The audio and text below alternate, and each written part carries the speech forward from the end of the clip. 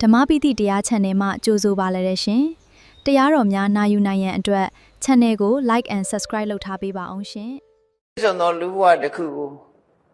ညွှန်ကြားဆုံးမခဲ့တာဖြစ်လို့တို့တွေကလူဘဝရလာတဲ့အခါမှာဘယ်လိုနေကြမလဲ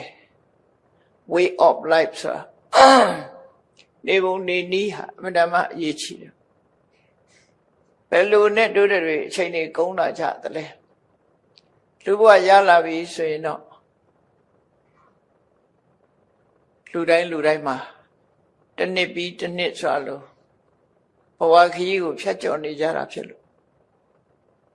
တဖြည်းဖြည်းကြီးရင်လာကြတာဒါသဘာဝပဲဘယ်ရပဲဖြစ်ဖြစ်သာဝရပြောင်းရွှေ့နေတာဖြစ်တယ်သာဝရပြောင်းရွှေ့နေတဲ့အရာကြီးဟာအကောင်းဘက်ပြောင်းအောင်လုပ်နိုင်ဖို့အရေးကြီးတယ်ပေါ့အကောင်းဘက်ပြောင်းအောင်မလုပ်နိုင်လို့ရှိရင်အဆိုးနဲ့ပဲဘဝတစ်ခုမှာဆုံးသက်သွားနိုင်လူကရတဲ့နှစ်ကာလအတွင်းမှာတို့ဘာတွေအများရလိုက်သလဲဘာတွေလှုပ်တဲ့သလဲလို့ကိုယ့်ကိုတွေးဝေးနေမယ်ဆိုရင်ခဏမြတ်စွာဘုရားဟောတဲ့ဒီသုတ်တန်လေးကိုနာကြည့်လိုက်ရင်ငါနေတာဒီတိုင်းဟုတ်သလားဆိုတာလေးပဲစဉ်းစားကြည့်အခြေခံလူမှုဘဝမြတ်စွာဘုရားတိတိကျကျဟောကြားထားတာဖြစ်တယ်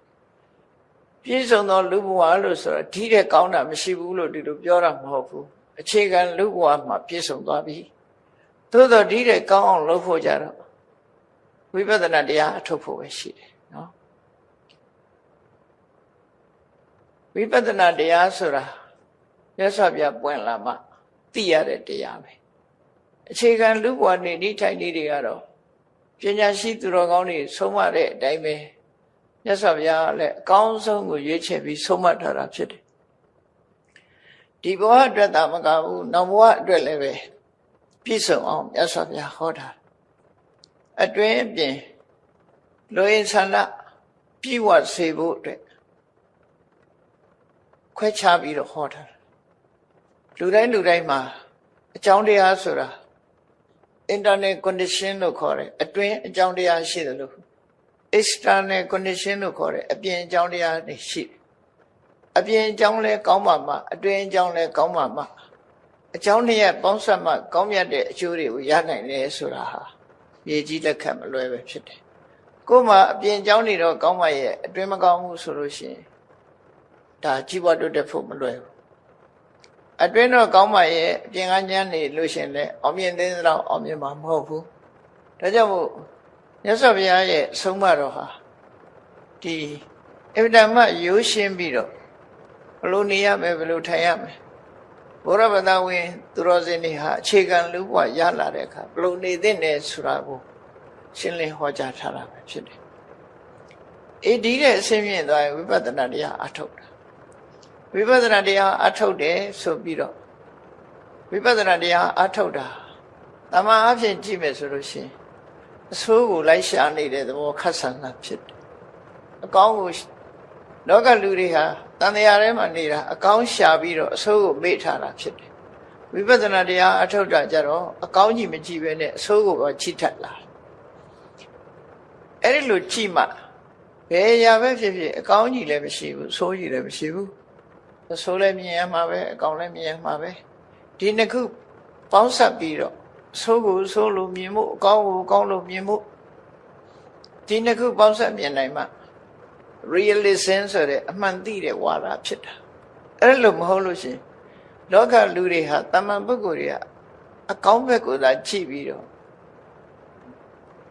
လူဘဝကိုပျော်စရာအဖြစ်သုံးချနေကြအဆိုးတွေကိုမေ့ထားတယ်တတ်နိုင်သမျှအဆိုးတွေကိုခေါင်းထဲမှာထည့်မစင်စားဘူးမစင်စားခြင်းဘူးစဉ်းစားမိရင်တော့ဖယ်ထုတ်ပြစ်တယ်အဲ့တော့အကောင်းကြီးတွေးနေတဲ့ပုဂ္ဂိုလ်ဖို့အဆိုးရောက်လာပြီဆိုရင်တော့အမြဲတမ်းစိတ်ပင်ပန်းပွေရဖြစ်တယ်ပေါ့ငိုကြီးရှိတ်ငင်းနဲ့ယူချုံမရဖြစ်လာတတ်တယ်အဲ့လိုမဟုတ်ဘဲနဲ့အကောင်းလည်းမြင်ထားတယ်အဆိုးဘက်ကိုလည်းမြင်ထားတယ်လူရဲ့သဘာဝအဖြစ်ရှုမြင်သုံးသပ်ထားမယ်ဆိုရင်အဆိုးနဲ့တွေ့ရင်လည်းခဏရင်ရှိလားအကောင်းနဲ့တွေ့ရင်လည်းတမိတမောကြီးအကောင်းပေါ်မှာမဲမဲမောမောဖြစ်နေမှာမဟုတ်ဘူး ဒါကြောင့်မို့တချို့ပြောကြတာရှိတယ်နော်အကောင်းကိုမျှော်လင့်ပေမဲ့လို့အဆိုးကိုလည်းပဲထိတွေ့ထားရမယ်လို့ဆိုအကောင်းဆုံးဖြစ်အောင်လုပ်တော့လဲအဆိုးဆုံးကိုလည်းမျှော်လင့်ထားရမယ်ဆိုအကောင်းနဲ့အဆိုးဟာနှစ်ခုရှိထင်ရှားသိတာရုံပြောရမယ်ဆိုရင်ဘုန်းကြီးတို့ရထားတဲ့လူဘဝအလုံးကိုခြုံကြည့်လိုက်အကောင်းနဲ့အဆိုးအကောင်းနဲ့အဆိုးအလွယ်လေးစဉ်းစားတတ်ဖို့အကောင်းကိုကြည့်လိုက်မယ်ဆိုရင်လူဘဝမှာလူဘဝရလာသည့်အတွက်ကြောင့်ဘဝဒုက္ခလို့ခေါ်တယ်ဘဝကိုအကြောင်းပြုပြီးတော့ချမ်းသာတဲ့စိတ်ချမ်းသာမှုကိုယ်ချမ်းသာမှုလေးတွေရကြလူဖြစ်လာသည့်အတွက်ကြောင့်ပြောစရာအာယုန်လေးတွေတွေ့ရတယ်နော်တာယာတဲ့အတန်လေးတွေနားထောင်ဝင်ရှိတယ်ကိုယ့်ကိုယ်ပစ္စည်းဥစ္စာတွေရှာဖွေထားလို့သုံးဝင်ရှိတယ်ပြောရတယ်ပါရတယ်အခါအရွယ်အားလျော်စွာလူတွေဟာပျော်ရွှင်မှုလေးတွေနဲ့လည်းကြုံတွေ့ကြပျော်ရွှင်မှုမရှိဘူးဆိုရင်ဘဝဟာစိတ်ပြည့်စရာကြီးဖြစ်မှာပေါ့ပြောစရာလေးတွေကရှိတယ်လေကြမ်းဖန်ပြီးတော့လည်းပြောကြတာပဲနော်ဝဲ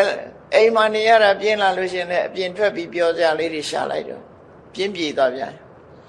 အဲ့ဒါလို့ဘဝကြီးမှာပြောစရာလေးတွေကလည်းခြေနှက်စရာလေးတွေရှိတယ်အဲ့ဒါကိုအတ္တရာလို့ခေါ်တယ်ဘဝကိုအကြောင်းပြုပြီးတော့ခြေနှက်စရာလေးတွေရှိတယ်ဒါဖြင့်ဘဝကိုအကြောင်းပြုပြီးတော့မခြေနှက်စရာတွေကဘာတွေလဲအဆိုးတွေကဘာတွေလဲလို့ဆိုရင်အေးကိုနေခြင်းနဲ့နုနုပြိုပြိုလှလှပပလူတိုင်းဟာဆန္ဒပြေဝကြရလားလို့ဆိုဘလောက်ပဲနုပြိုလှပတဲ့ပုဂ္ဂိုလ်ပဲဖြစ်ဖြစ်သိမကြဘူးအသက်ကတစ်နှစ်ပြီးတစ်နှစ်ကြီးလာလိုက်မကြခင်ကိုမဖြစ်ချင်တာတွေဖြစ်လာတယ်ဒါသိကြပါပဲနော်ပြန်ငယ်ခြင်းလို့လည်းမရဘူးနုပြိုခြင်းလို့လည်းမရဘူးနုပြိုခြင်းလို့မျိုးကြိုးစားမအောင်မြင်ဘူးနော်ယောဂကင်းနဲ့နေခြင်းပါတယ်ဆိုလည်းမရဘူးမအိုးခြင်းပါဘူးဆိုလည်းအိုးလာမှာပဲသူ့အရွယ်အစားလိုက်လောကလူတွေဟာရွေးရှားနေတာရွေးရှားတယ်ဆိုတာကိုပဲဝိပရိနာမဓမ္မအဆိုးဘက်ကိုရွေးသက်30ရွေးလာပုံလေးကိုအကဲခတ်ကြည့်မယ်ဆိုရင်32နှစ်ကနေ40အထိကိုခွန်အားဗလာပြေးသွားတဲ့40အထိကိုသူကရုပ်ဆင်းအင်္ဂါလှပ်ပါတယ်ဆိုတဲ့အလှဆုံးချိန်လို့ဒီလိုပြောအောင်41ကနေ50ကျတော့31ကနေပြီးတော့40ထိခွန်အားဗလာပြေး41ကနေပြီးတော့50ကိုပညာဓာတကအသိပညာတွေအရာခသိမ်းလုပ်ပြီဆိုရင်စဉ်းစားစားလုပ်တယ်ဆင်ញင်တုံတရားတွေကြီးမားလာတယ်50ထိအောင်လူဘွားတိုင်ထိတ်ကိုရောက်လာတာပဲတဖြည်းဖြည်းချင်းတက်လာ50ဟာအကောင်းဆုံး52နှစ်ကနေလာတော့မယ်စပြီးတော့52နှစ်ကနေ60ကိုဟာလိဓတကလို့ခေါ်တယ်လူပြိုမှုတွေလည်းကြာလာမယ်အင်အားတွေလည်းကြာလာမယ်လှပတဲ့ဟာတွေလည်းကြာလာမယ်တဖြည်းဖြည်းကြာဆင်းလာတဲ့အပိုင်းကိုရောက်တယ်ဟုတ်ကနေကြာမသွားလို့မသိချတာအဲ့ဒီပိုင်းကျတော့ရှစ်တိုးဆရာမရှိဘူးအကြောင်းအကြပိုင်းရောက်တယ်ဝိပရိနာမဓမ္မလို့ခေါ်တယ်အဲ့ဒါလို့လူဘဝပြောင်းနေတာအတက်နဲ့အစင်50ထိအောင်လူတွေကိုအတက်လို့ပြောလို့ရတယ်10စုနှစ်နဲ့တွက်လိုက်ရင်အတက်52နှစ်ကနေစပြီးတော့အကြဟိုဘက်ကြဘယ်ထိအောင်ကြတော့ဆိုသင်္ချမ်းရောက်သည့်ထိကြသွားတာပေါ့အဲ့လောက်ထိအောင်အဆိုးပိုင်းကိုရောက်သွားပြီလို့သူဆိုလို့အဲ့ဒါဟာခြေနှက်ဆရာမကောင်းတဲ့လူဘဝရဲ့အဆိုးပဲအဲ့ဒီအဆိုးကိုထည့်စဉ်းစားမထားဘူးခြေနှက်ဆရာပဲဆင်ပြေတာတွေပဲကြည့်ပြီးတော့တစ်သလုံး life is too short ဘဝဆိုတာအမှန်တန်တူတောင်းတယ် enjoy yourself နောက်တိုင်းကလူတွေပြောသလိုပေါ့ပြောနေသိခဲဆိုအဲ့ဒီလိုနေသွားရောတစ်သလုံးပျော်လို့ရလားလို့ဆိုမရဘူးမပြောစရာတွေကစိတ်ညစ်စရာတွေကတပုံကြီးဝင်လာတာတက်ကြီးလာပြီဆိုရင်စိတ်ညစ်စရာတွေဝင်လာပြီနောက်ဆုံးမှာကိုယ်ယုတ်ကြီးကိုမကြည့်ချင်တော့တဲ့အတိုင်းအတာထိဖြစ်လာတယ်နောက်ပိုင်းကျတော့ယောဂဖြစ်လာပြီဆိုရင်ပိုဆိုးသေးတယ်ပေါ့နော်ကျမ်းမာအောင်တော့ကိုယ်ယုတ်ကြီးကိုကြည့်ချင်မှာမဟုတ်ဘူးနိုင်ရှင်ပြီးဓာတ်ပုံရိုက်ကြည့်ထားသက်30 40အရွယ်နဲ့ 80 80အရွယ်ရိုက်ကြည့်ထားလိုက်အဲ့ဒီလိုကွဲပြားခြားနားမှုဟာပြောင်းလဲမှုတွေနဲ့ရင်ဆိုင်နေရတာဖြစ်တော့ကြောင့်ဒါကူလေခေါင်းထဲမှာထည့်ထားကျင့်တတ်စရာကြီးမဟုတ်ဘူးလူဘဝမှာမကျင့်တတ်စရာတွေလည်းအများကြီးရှိတယ်အဲ့ဒီမကျင့်တတ်စရာတွေကိုရှာတွေ့အောင်ဘာကြောင့်မကျင့်တတ်စရာတွေကိုကြည်တာဝိပဿနာလို့ခေါ်တယ်အချင်းချုပ်ပြောရမယ်ဆိုရင်ခုတော့ဝိပဿနာတရားအထုတ်တယ်ဝိပဿနာတရားအထုတ်တယ်ဆိုနိဗ္ဗာန်လိုချင်လို့အထုတ်ကြတယ်လို့ပဲသိကြတယ်အမှန်တော့မကျေနပ်စရာတွေတွေ့အောင်ရှာဖို့ဝိပဿနာတရားအထုတ်တယ်နော်နိဗ္ဗာန်ဆိုတော့ဝိသိတဲ့သာထားအောင်နိဗ္ဗာန်ရောက်တာမရောက်တာတဲ့ကိုယ်ခန္ဓာကိုယ်ထဲမှာကျေနပ်စရာတွေကြီးပဲတွေ့နေလားမကျေနပ်စရာတွေရောမတွေ့ဘူးလားမကျေနပ်စရာတွေတွေ့ဖို့အနိစ္စဒုက္ခအနတ္တဆိုတဲ့လက္ခဏာရေးသုံးပါးနဲ့ရှုမှတ်တဲ့ဆိုတဲ့ကကျေနပ်စရာတခုမှမရှိတော့ဘူးလေအနိစ္စဆိုတာမြေပြောင်းလဲနေတာဖြစ်တယ်ဒုက္ခဆိုတာပြောင်းလဲမှုတွေကဒုက္ခပေးနေတာဖြစ်တယ်အနတ္တဆိုတာကိုယ်ဆန္ဒတိုင်းဘာတစ်ခုမှမဖြစ်ဘူးမဟုတ်ခြင်းပဲနဲ့လည်းအိုမှာပဲမနာခြင်းလည်းနာမှာပဲယောဂမဖြစ်ခြင်းလည်းဖြစ်မှာပဲနော်ဖြစ်လာတာဘယ်သူတတ်နိုင်ဘယ်သူမှမတတ်နိုင်ဒီနေ့ခေတ်ဆိုမြန်မာနိုင်ငံမှာဆိုရင်ကင်ဆာယောဂဖြစ်ပွားမှုတွေအလွန်များလာစားတော့နေထိုင်နေအဲ့တော့မဖြစ်ချင်ဘူးဆိုလို့မရအနတ္တရဲ့သဘောအဲ့ဒါကိုပြောတာနော်မဖြစ်ချင်လည်းဖြစ်တာ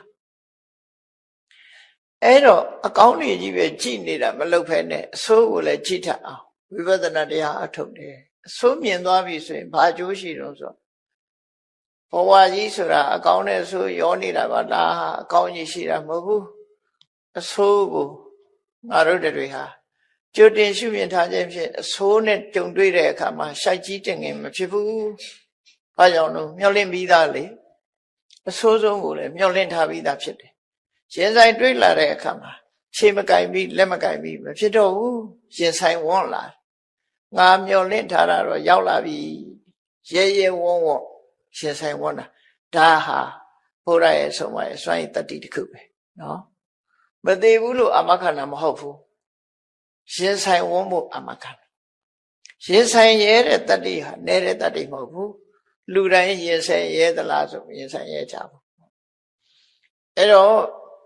လူ့ဘဝရလာတဲ့အချိန်မှာအခြေခံအားဖြင့်မြတ်ဗုဒ္ဓရဲ့အလိုချဘယ်လိုနေမလဲဒီတဲ့တဆင့်တက်ပြီးလို့ရှိရင်ဘဝရဲ့အဆိုးတွေကိုတို့တွေကျွတ်တင်ရှာကြံကြည့်ထားပြီးအဆိုးတွေ့တဲ့အခါမှာတုံလုံးခြောက်ခြားခြင်းမရှိဘဲနဲ့စိတ်ဓာတ်တည်ငြိမ်စွာရင်ဆိုင်ဝန်းခြင်းဟာမြတ်ဗုဒ္ဓရဲ့အဆုံးအမပဲဖြစ်တယ်ပေါ့အဲ့ဒီတတ္တိကိုရဖို့လိုအပ်တယ်လို့ဆိုလိုတယ်နော်ကောင်းပြီအခြေခံလေးကိုကြည့်အောင်ဗုဒ္ဓလိုချပြည့်စုံသောလူဘဝဖြစ်ဖို့ဘာလို့အောင်တို့တွေဘာလို့ချင်တာလဲမြတ်စွာဘုရားကတရားတွေလူတွေလိုချင်တာကိုသိတယ်လိုချင်တာကိုသိတော့လိုချင်ဆန္ဒဖြစ်ပေါ်နေကြတာ၄မျိုးရှိတယ်ကျင်ချုပ်လိုက်နော်ဟိုအတရားတွေအကုန်ဒီထဲမှာဝင်ဒီထဲမှာတော့ဟိုစရင်နေတော့မခွဲဘူးသမထဖြစ်ချင်တာတို့ဝန်ကြီးဖြစ်ချင်တာတို့ဒါတွေမပါဘူးအဲ့ဒါတွေလည်းဒီထဲမှာအကုန်ပါအဲ့တော့လူတွေရဲ့ဆန္ဒဘာဖြစ်ချင်တထေကြီးဖြစ်ချင်တယ်ဘာဖြစ်ချင်တယ်အဲ့ဒီဆန္ဒတွေအလုံးခြုံငုံပြီးတော့ပြောလိုက်တယ်နံပါတ်1ကဘာလို့ဆိုရင်လောကမှာတဲ့ဒီအခြေအနေ၄ရပ်ဟာတကယ်ကိုလူကြိုက်တဲ့အခြေအနေ၄ရပ်ဖြစ်ပါတယ်လူဝရလာသို့တော်လူတိုင်းရလာဆိုမရဘူးတဲ့လူတိုင်းမရလို့ထုံလဘရခဲ့တဲ့အရာဖြစ်တယ်အဲ့ဒီ၄ရပ်ကဘာလို့ဆိုရင်နံပါတ်1ကဘောဂမေဥပ္ပဇန္တုသာဓမေနာ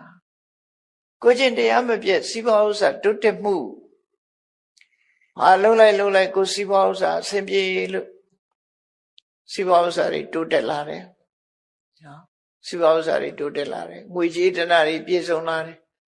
အဲ့ဒီဘဝမှာစောင့်ဝတ်နေရဖူလုံတဲ့အနေအထားတစ်ခုကိုလူတိုင်းဟာလိုချင်တယ်အားလုံးငွေကြေးတဏှာပြည့်ပြည့်စုံစုံနဲ့နေချင်တယ်ဒါလူရဲ့ပထမဆုံးဆန္ဒပဲဖြစ်တယ်ပေါ့နော်အဲ့ဒီဆန္ဒကိုယ့်ကိုရှိမရှိစဉ်းစားကြည့်ပေါ့တရားနိလန်ကြကြနဲ့စီးပွားဥစ္စာတိုးတက်မှုလူတိုင်းဟာလိုချင်တယ်ဒါနံပါတ်1 ဒါဖြင့်လူချင်းဆန္ဒနောက်တစ်ခုပါရှိသေးလဲလို့ဆိုစီးပွားဥစ္စာတိုးတက်ပြီးတဲ့နောက်မှာဘာလူချင်းတုံးဆိုရတောမေအာခိစတုသာညာတိဟိသာဥပိ္ပစာယိရသော်ဗျာသုံးတဲ့စကားလုံးကစီးပွားဥစ္စာတိုးတက်ပြီးတဲ့နောက်မှာခုံတရင်နဲ့အချမ်းရခုံတရင်ကိုလူချင်းကြပြန်တယ်လူတွေဒါဆိုချမ်းသာပြီးခုံတရင်မရှိဘူးဆိုလည်းမရဘူးဒါကြောင့်ခုံသိက္ခာနဲ့ခုံတရင်နဲ့ယာတုစည်းစိမ်ဥစ္စာရှိပြီးတဲ့နောက်မှာခုံတရင်နဲ့ချမ်းရန်ကြော်စောမှုလူချင်းလာကြအတိုင်းနဲ့အဝိုင်းနဲ့လူဘဝမှာနေခြင်းနဲ့အဲ့ဒီဟာဒုတိယဆန္ဒဖြစ်လာအဲ့ဒီဒုတိယဆန္ဒပြည့်ပြီဆိုတဲ့အခါမှာတတိယလိုအပ်ချက်ကဘာလို့ဆိုအားလုံးကပတ်စံလည်းရှိတယ်ဂုဏ်သတင်းလည်းကြီးမားတယ်ဆိုပြီးဘာလို့ခြင်းတော့ဆိုအဲ့ဒါအသက်ရှည်ခြင်းပြန်နော်ဘယ်သူမှမသိခြင်းဘူးအခြေအနေကောင်းလေးမှာလူတိုင်း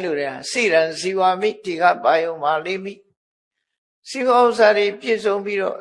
ဂုဏ်သတင်းကြီးမားတဲ့ဘဝမှာအသက်ရှည်ကြာနေခြင်းနဲ့ဆိုတဲ့ဆန္ဒ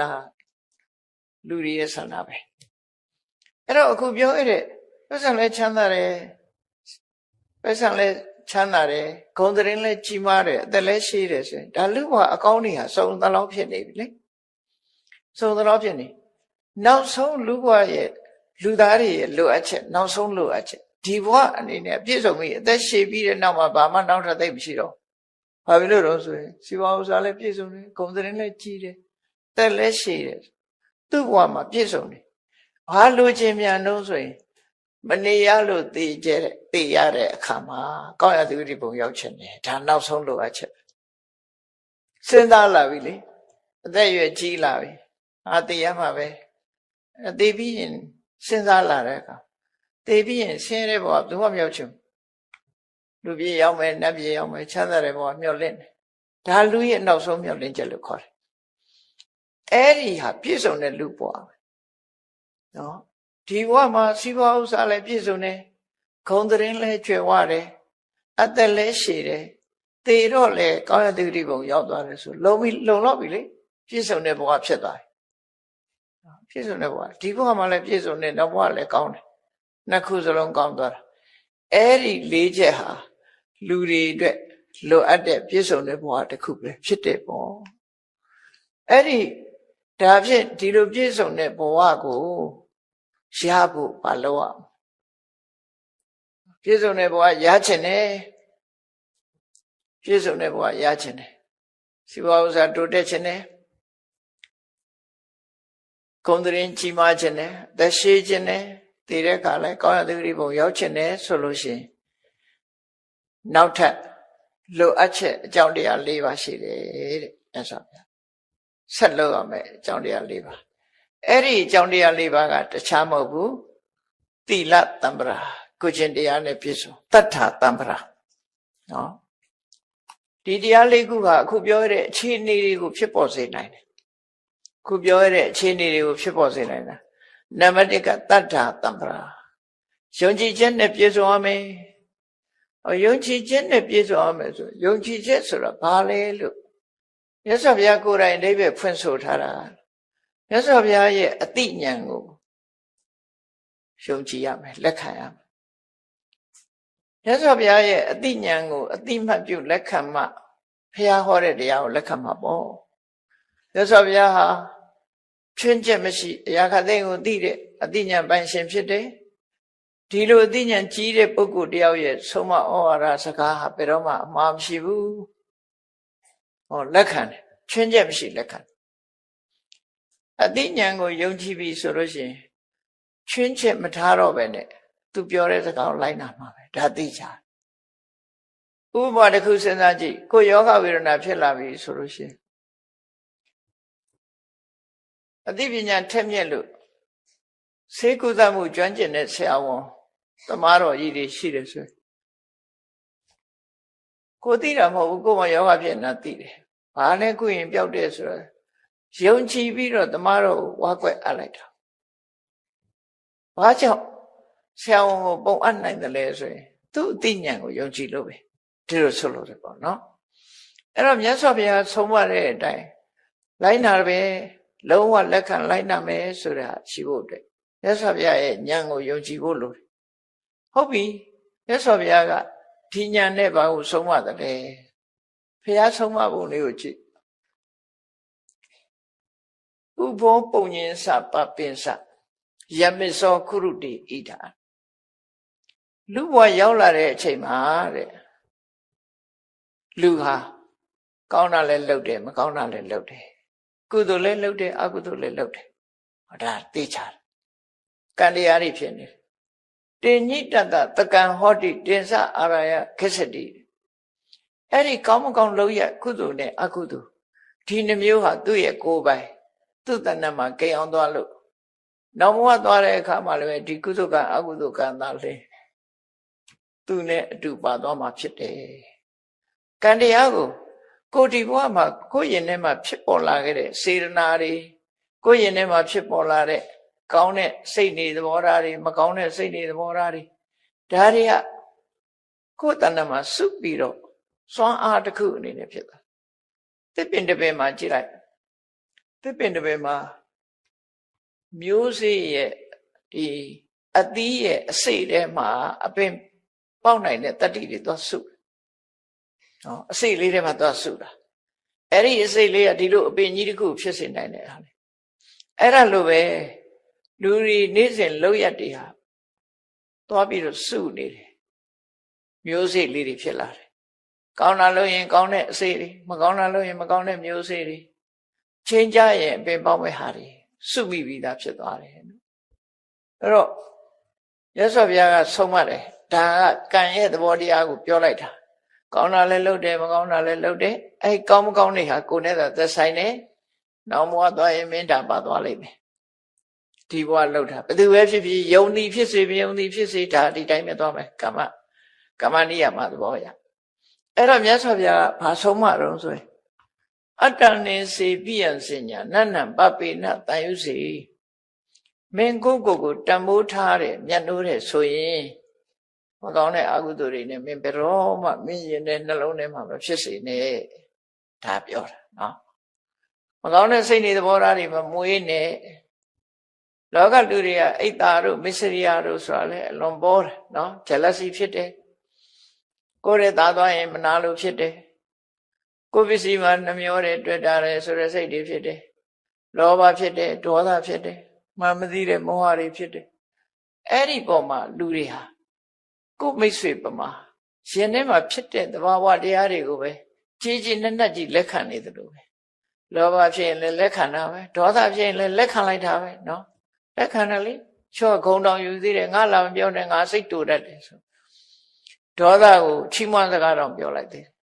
အခုရင်ထဲမှာရှိတဲ့ဒေါသဟာကိုယ့်ရန်သူလို့မသိဘူးလေ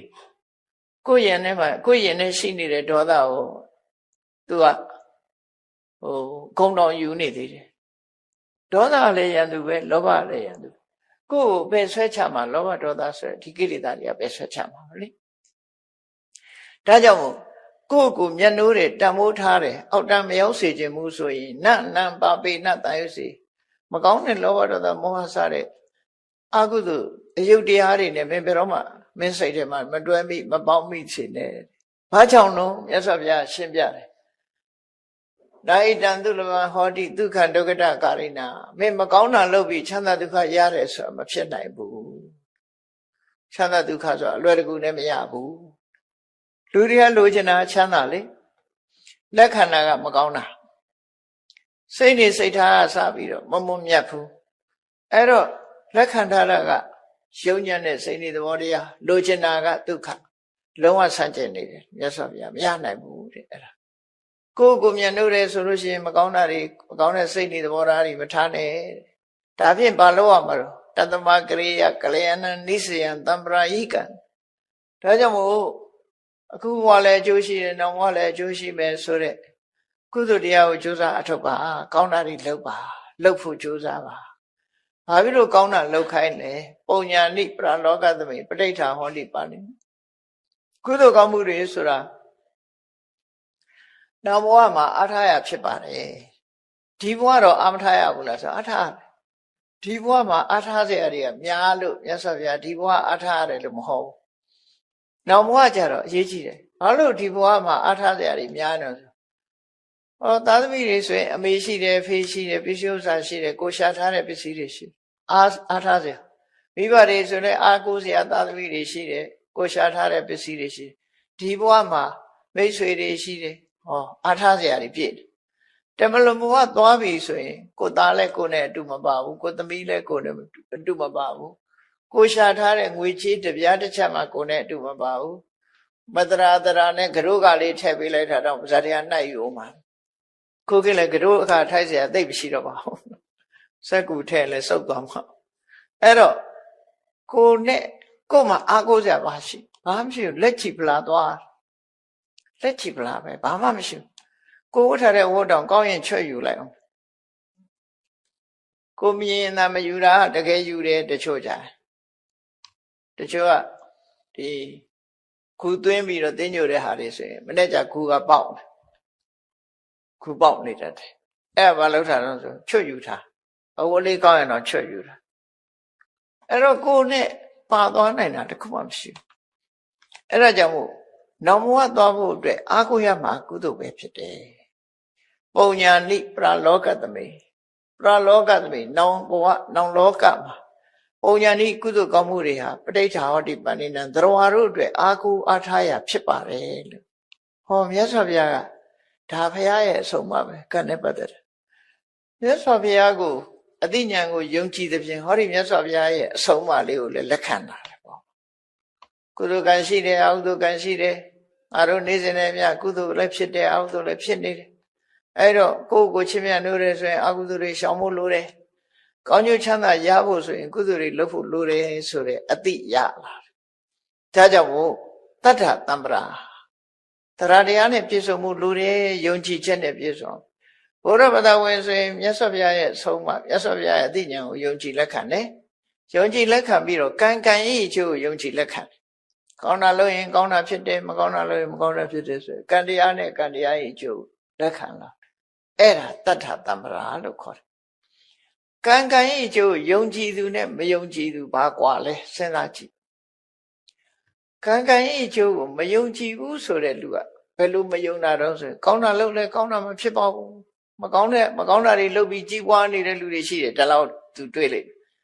ကောင်းတာလုပ်ပြီးတော့ဒုက္ခရောက်နေတဲ့လူတွေလည်းရှိတာပဲအဲ့တော့ကံကံဤအကျိုးဆိုတာမရှိပါဘူးလို့ညင်းပယ်တဲ့ဘဝရောက်သွားနော်ညင်းပယ်တဲ့ဘဝရောက်သွားအဲ့တော့သူလှုပ်ချင်လှုပ်တာအဲ့ဒါနှစ်ခုလက်မခံဘူးဆိုရတဲ့သူလှုပ်ချင်ဒါပြင်သူလှုပ်ချင်တာကအကောင်လားလို့ဆိုဘယ်ဟုတ်မလဲ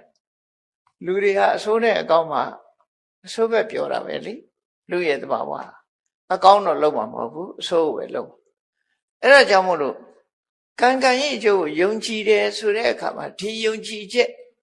အခိုင်အမာရှိတဲ့ပုဂ္ဂိုလ်ကြတော့မြတ်စွာဘုရားကဟောထားတယ်မကောင်းတာလုပ်ရင်မကောင်းကျိုးတွေခံရမယ်ကောင်းတာလုပ်မှကောင်းကျိုးခံစံစားရတယ်ဆိုတာဟောငါဟာမကောင်းကျိုးတွေရလာမှကြောက်ရတယ်ကောင်းကျိုးတွေရဖို့ငါကြိုးစားရမယ်အဲ့တော့ငါမကောင်းတာရှောင်မှကောင်းတာတွေလုပ်မှဆိုအတွေးဝင်လာအဲ့ဒီအတွေးဝင်လာခြင်းဟာလူတော်လူကောင်းဖြစ်ခြင်းအကြောင်းတစ်ခုမကောင်းတာတွေရှောင်ဖို့အတွက်လမ်းခင်းပေးလိုက်တာဒါကြောင့်မို့ကံကံဤအကျိုးကိုယုံကြည်မှလူတော်လူကောင်းဖြစ်တယ်ကံကံဤအကျိုးကိုလက်မခံဘူးဆိုရင်လူကောင်းတော်မဖြစ်နိုင်နော်လူကောင်းတော်မဖြစ်နိုင်ဘူးအေးဒါကြောင့်မို့တတ္ထတံပရာတရားတရားနဲ့ပြည့်စုံယုံကြည်ချက်မှန်ကန်လာပြီဆိုရင်ဘာတွေနဲ့ပြည့်စုံအောင်မလို့ဆိုသီလတံပရာကိုချင်းသီလနဲ့ပြည့်စုံသီလဆိုတဲ့အဓိပ္ပာယ်ကဘာလဲသီလဆိုတာဟာ discipline ပဲကိုယ့်ကိုယ်စိတ်ကန့်ချက်နဲ့နေစိတ်ကန့်ချက်လေးတွေထားတယ်အဲစိတ်ကန့်ချက်ကခုနကစောင့်တည်သွားတဲ့၅ပါးသီလအဓိကစိတ်ကန့်ချက်ကဘာလို့ဆိုသူများကိုတတ်ခြင်းမှရှောင်ပါမယ်သူများဥစ္စာခိုးယူခြင်းမှရှောင်ပါမယ်သူတော်ဘာသာမယာပြစ်မှားခြင်းမှသူများသိက္ခာကြအောင်လုပ်ထားခြင်းမှရှောင်ပါလိန်ဒီပြောကြပြီတစ်ဖက်သားဒီဒုက္ခရောက်သွားတဲ့လိန်ဒီပြောကြမှုမျိုးကရှောင်ပါမယ်မွေးစေဝါရှောင်ပါမယ်ဆိုဒါဟာဒီရှောင်ကျင်မှု900ကိုချင်းသီလပဲဖြစ်တယ်ရှောင်ကျင်မှုဟာအရေးကြီးတယ်စီကံချက်ထားလိုက်ပြီးတော့ဒါကိုတော့မကျူးလွန်မဖောက်ဖြစ်ဘူးလုံးကြုံအောင်ငါဆောင်ထိမ့်မယ်လို့သီလတံပရာဒီကိုချင်းသီလနဲ့ပြည့်စုံသွားပြီဆိုရင်လူဟာအမှားမလုပ်တော့ အဲ့ဒီမှာဒီလိုကိုချင်းသီလပြည့်စုံဖို့အတွက်အရေးကြီးတဲ့စိတ်နေသဘောထားနှစ်ခုရှိတယ်အဲ့ဒါဟိရိနဲ့ဥတ္တပလို့ခေါ်တယ်ဟိရိဥတ္တပဟိရိဆိုတာမကောင်းမှုကရှက်တယ်ဥတ္တပဆိုတာမကောင်းမှုကိုကြောက်တယ်ရှက်တယ်ကြောက်တယ်ဆိုတဲ့စကားဟာမြန်မာလူသားပြန်ပြီးတော့ပြောရတာအထိပ္ပယ်နားလည်အောင်ပြောမယ်ဆိုရှက်တယ်ဆိုတဲ့အထိပ္ပယ်ဟာကိုယ်သိက္ခာကိုထိန်းတာကိုယ်သိက္ခာကိုထိန်းတာကိုတန်ဖိုးထားတယ်ငါလူကဒါမျိုးမလုပ်ဘူးအောက်တန်းကြတဲ့အကုသိုလ်လုပ်မျိုးငါမလုပ်ဘူးကိုသိက္ခာရှိနေတယ် human dignity ဆိုတာသိက္ခာရှိနေဟိရိဥတ္တပဆိုတာကိုယ့်ရဲ့ပတ်ဝန်းကျင်ကိုလေးစားတယ်အဲ့တော့ခုခေတ်တော့အဲ့လိုမဟုတ်တော့ဘူး I don't care ဆိုဘယ်သူမှဂရုမစိုက်ဘူးဆိုတယ်ဂရုမစိုက်ခြင်းကိုတော့အနုပညာဆိုပြီးတော့အဲ့ဒါဟိရိဥတ္တပကွယ်ပခြင်းအကြောင်းတရားကွယ်ပအောင်လုပ်နေတဲ့သဘောတရားပဲလောကမှာဂရုမစိုက်ဘူးဆိုတာမရှိသင့်ဘူးဂရုစိုက်ရမှာဖြစ်တယ်အားလုံးဂရုစိုက်နော်ကိုယ်သိက္ခာကိုလည်းကိုဂရုစိုက်ရမယ်ပတ်ဝန်းကျင်ကိုလည်းဂရုစိုက်ရဒီလိုဆိုလို့ဂရုစိုက်တယ်ဆိုတဲ့အဓိပ္ပာယ်ကလေးစားတယ်တန်ဖိုးထားတယ်ဒီလိုဆိုလို့တာနော်ကိုချင်းတရားကိုတန်ဖိုးမထားဘူးပတ်ဝန်းကျင်ကိုတန်ဖိုးမထားဘူးဆိုတဲ့လူတရားဟာလူတော်လူကောင်းမဖြစ်ဘူးလေ I don't care ဆိုလှုပ်ချင်တာလှုပ်တာလေရှက်မရှိအကြောင်းမရှိဆိုတာအဲ့ဒါကောင်းတဲ့ဆိုမိတ်မဟုတ်ဘူးဆိုမိတ်မဟုတ်ဘူးအခုအမေရိကန်နိုင်ငံကဒေါ်နယ်ထရန့်ရဲ့စနီးရတောင်မှသူ့အင်ကြီးနောက်ကျောမှာ I don't care လှုပ်ထားသေးတယ်နော်အဲ့ဒါမကောင်းတဲ့အယူဆတွေဘယ်တော့မြန်မာပြည်ရောက်လာမလဲမသိဘူးနောက်ကျောမှာ I don't care အမှန်တော့တကယ်ကလေးစားရမှာနော်ကိုလည်းလေးစားမယ်ကိုမိဘဆွေမျိုးကိုပတ်ဝန်းကျင်ကိုလည်းလေးစားလေးထားဘယ်သူမှမလေးစားဘူးဆိုရင်လူမိုက်ပဲလေဘယ်သူမှအရေးမထားဘူးဆိုရင်လူမိုက်ဖြစ်မှာပေါ့အဲ့တော့ဒါတွေကဂရုစိုက်ရမယ်အချက်တွေပဲကိုချင်းသီလဆိုတာဟိရိဥတ္တပရှိမှပြည့်စုံတာဖြစ်တယ်ပေါ့ဘယ်သူတွေမလေးစားခြင်းနဲ့ငါတို့တော့ကိုတန်ဖိုးထားမယ်ကိုရဲ့ပတ်ဝန်းကျင်ကိုတန်ဖိုးထားမယ်ကိုချင်းသီလနဲ့ပြည့်စုံအောင်နေမယ်ဆိုတာမှဘုရားအဆုံးအမနဲ့မှန်ကန်တယ်လို့ဒီလိုမှတ်ဟောနောက်တစ်ခုကတော့ဘာလို့ရမလဲစာခတမ္မရာကိုချင်းသီလနဲ့ပြည့်စုံပြီးတဲ့နောက်မှာသူကဆွတ်လွတ်မှုရှိရသူဆိုတာလောကမှာကိုတယောက်တည်းဖြစ်လာတာမဟုတ်ကို့မှာအတိုင်းဝိုင်းနေရှိတယ်တိုင်းဝိုင်းရှိတာကိုတယောက်တည်းသုံးမယ်ဆိုတဲ့ selfish ကိုချင်းစာတရားကင်းမဲ့ပြီးကိုချိုးကိုရှာရတဲ့ဘဝမျိုးဟာတန်ဖိုးမရှိတဲ့ဘဝတကယ်တိရစ္ဆာန်တွေဆို selfish ပဲလေကိုယ့်အတွက်သာကိုစဉ်းစားမယ်ပတ်ဝန်းကျင်အတွက်မစဉ်းစားအဲ့တော့စာကဆိုတာကိုယ့်အတွက်တင်ကိုစဉ်းစားတာမဟုတ်ဘူးအားလုံးအတွက်မိသားစုဘဝမှာနေမယ်ဆိုလို့ရှိရင်အိမ်မှာ9ယောက်ရှိတယ်9ယောက်လုံးအတွက်စဉ်းစားတယ်ငါတယောက်တည်းစားမယ်ဘယ်တော့မှမလုပ်နော်မစ္စရိယအားကောင်းလာတဲ့အခါကျမိသားစုထဲမှာတော့ဒါငါအတွက်မထိနဲ့ဆိုပြီးတော့ကတ်သက်ဖြုတ်ချက်မှုတွေဖြစ်လာတတ်တယ်နော်ဒါငါဟာဆိုပြီးတော့အဲ့ဒါမစ္စရိယလို့ခေါ်တယ်မစ္စရိယရဲ့နောက်ွယ်မှာဒေါသပါစဉ်းစားကြည့်လေတိရစ္ဆာန်ရုံတွေကကြားကြီးတွေချင်းသေးကြီးတွေဒီအစာကျွေးတဲ့အချိန်သွားကြည့်လို့အစာကျွေးတဲ့လူကအသားတုံးကိုပြစ်ထည့်လိုက်လို့ရှိရင်သူစက်ထဲမှာကိုက်ပြီးတော့ရှောက်မှန်ဖီးနေတာအဲ့ဒါဘာလို့တောင်ဒေါသဖြစ်နေတာကိုယ်ပါစက်ထဲရောက်တဲ့အစာကိုကိုယ့်အကိုအေးအေးဆေးစားပါလားမဟုတ်ဘူးသူက protect လုပ်တာငါဟာလာမထိနဲ့မစ္စရိယဆုတ်ကိုက်မှုရဲ့သဘောတရားလူတွေမှာလည်းအဲ့တိုင်ပဲမစ္စရိယနောက်ကဒေါသလိုက်တာဒါမို့မစ္စရိယဆိုတဲ့စေတသိက်ကအဘိဓမ္မာသင်တဲ့ပုဂ္ဂိုလ်တွေသိတယ်ဒေါသမှုစိတ်နဲ့ရှင်ပြီးတော့ဖြစ်တယ်ဒေါသစိတ်နဲ့ရှင်တာလောဘနဲ့မရှင်ဘူးအဲ့ဒါကြောင့်မို့ဒီမစ္စရိယတရားကိုတိုက်ရိုက်ဖယ်ရှားနိုင်တာကတော့ခုနစာခလို့ခေါ်တဲ့ရဲရောနော်အလုံးအတွက်ဆိုပြီးတော့စိတ်ကိုထားနိုင်ရမယ်ရဲရောရမယ် generosity ဆိုရရောမှုရှိရမယ်ဒါနကောင်းမှုပြုတယ်ဆိုတဲ့ပုဂ္ဂိုလ်တွေဟာရရောမှုရှိတယ်ဒါနလှူမှရရောမှုရှိတာမဟုတ်ဘူးကိုယ်ပစ္စည်းသူများကိုပိတ်နိုင်တဲ့ပုဂ္ဂိုလ်ဖြစ်ရမယ်စာထဲမှာဘယ်လိုထိအောင်ဆိုတော့ဆိုပယတပါဏိဘယ်သူကတောင်းပယတပါဏိဆိုပယတဆိုတာစင်ကြယ်သောပါဠိလက်ရှိတယ်ဆိုတာ လက်ဟာညစ်ပေနေရင်တခုပေးဖို့မဖြစ်ဘူးဒါမို့လက်လေးဟာစင်ကြယ်နေတယ်စင်ကြယ်နေတဲ့အဓိပ္ပာယ်ကရော့အင်းလို့ပေးဖို့ရသူ့မှာဝန်မလေးဘူးကိုယ်ပစ္စည်းသူများပေးဖို့ဝန်မလေးဘူးဆိုတဲ့အဓိပ္ပာယ်ပြောတာရက်ဆက်တဲ့လူကိုတော့လောဟိတပါဠိသွေးစွန်းသောလက်ရှိသူလို့စာထဲမှာအဲ့လိုသုံးဒါကပယတပါဠိဆေးကြောပြီးသောလက်ရှိသူဆိုတာအလှတန်းရရောလို့သူကိုပြောတာနော်အဲ့လိုဖြစ်ရမယ်လူဘဝရောက်လာလို့ရှိရင်ကိုယ်တယောက်တည်းသုံးမယ်ဆိုစိတ်မျိုးမထားပါနဲ့ရရောတယ်ပေးကမ်းတယ်လှူဒန်းတယ်ဆိုစိတ်ဓာတ်ရှိရမယ်တဲ့ဒါတတ္တိယပြည့်စုံရမယ်အချက်စတုထပြည့်စုံရမယ်အချက်ကတော့ဘာလို့ဆိုရင်ပညာတမ္ပရာဒါတော့အရေးကြီးဆုံးပဲပညာဆိုတာစဉ်းစားဆင်ခြင်တတ်တဲ့သဘာဝတရားတစ်ခုပဲဘာတွေစဉ်းစားဆင်ခြင်ရမှာတော့လို့ဆိုရင်ကြီးလှုပ်တင်တာနဲ့မလှုပ်တင်တာဒီနှစ်ခုစဉ်းစားဆင်ခြင်လူဘဝရလာပြီဆိုတဲ့အခါမှာဒီလှုပ်ဟာလှုပ်တင်တဲ့အလှုပ်လားမလှုပ်တင်တဲ့အလှုပ်လားဒါနှစ်ခုသိဖို့အသိအရေးကြီးတယ်နော်အဲ့ဒါသိဖို့အလွန်အရေးကြီးတယ်မလှုပ်တင်တဲ့အလှုပ်လှုပ်တင်တဲ့အလှုပ်မလှုပ်တင်တဲ့အလှုပ်ကိုလှုပ်တင်တယ်လို့သွားထင်ရင်လှုပ်တင်တာကြတော့မလှုပ်တင်ဘူးလို့ထင်တယ်ထင်ယုံနေမဟုတ်ဘူးမလှုပ်တင်တာကိုလှုပ်တယ်လှုပ်တင်တာကြတော့မလှုပ်ဘူးဆိုရင်ယတာသဒုက္ခသဒန္တတိကုံတဲ့လဲညှိုးကြသွားတယ်ချမ်းသာဒုက္ခလည်းရောပါသွားတယ်ဒီလိုပဲပြောတင်တာပြောသွားရင်ဝိုင်းဟာခံမှာပေါ့နော်မလှုပ်တင်တာလှုပ်ရင်လည်းအပြောခံမှာပဲလှုပ်တင်တာမလှုပ်ဘဲနေလို့ရှင်လည်းအပြောခံရတာအပြောခံရတာတဲ့တကယ်ကလှုပ်တင်တာမလှုပ်တင်တာကိုမသိခြင်းဟာဘဝမှာပျက်စီးဆုံးရှုံးခြင်းအကြောင်းတစ်ခုဖြစ်တယ်ဒါကြောင့်မို့ပညာတမ္ပရာပညာနဲ့ပြည့်စုံအောင်လုပ်ရမယ်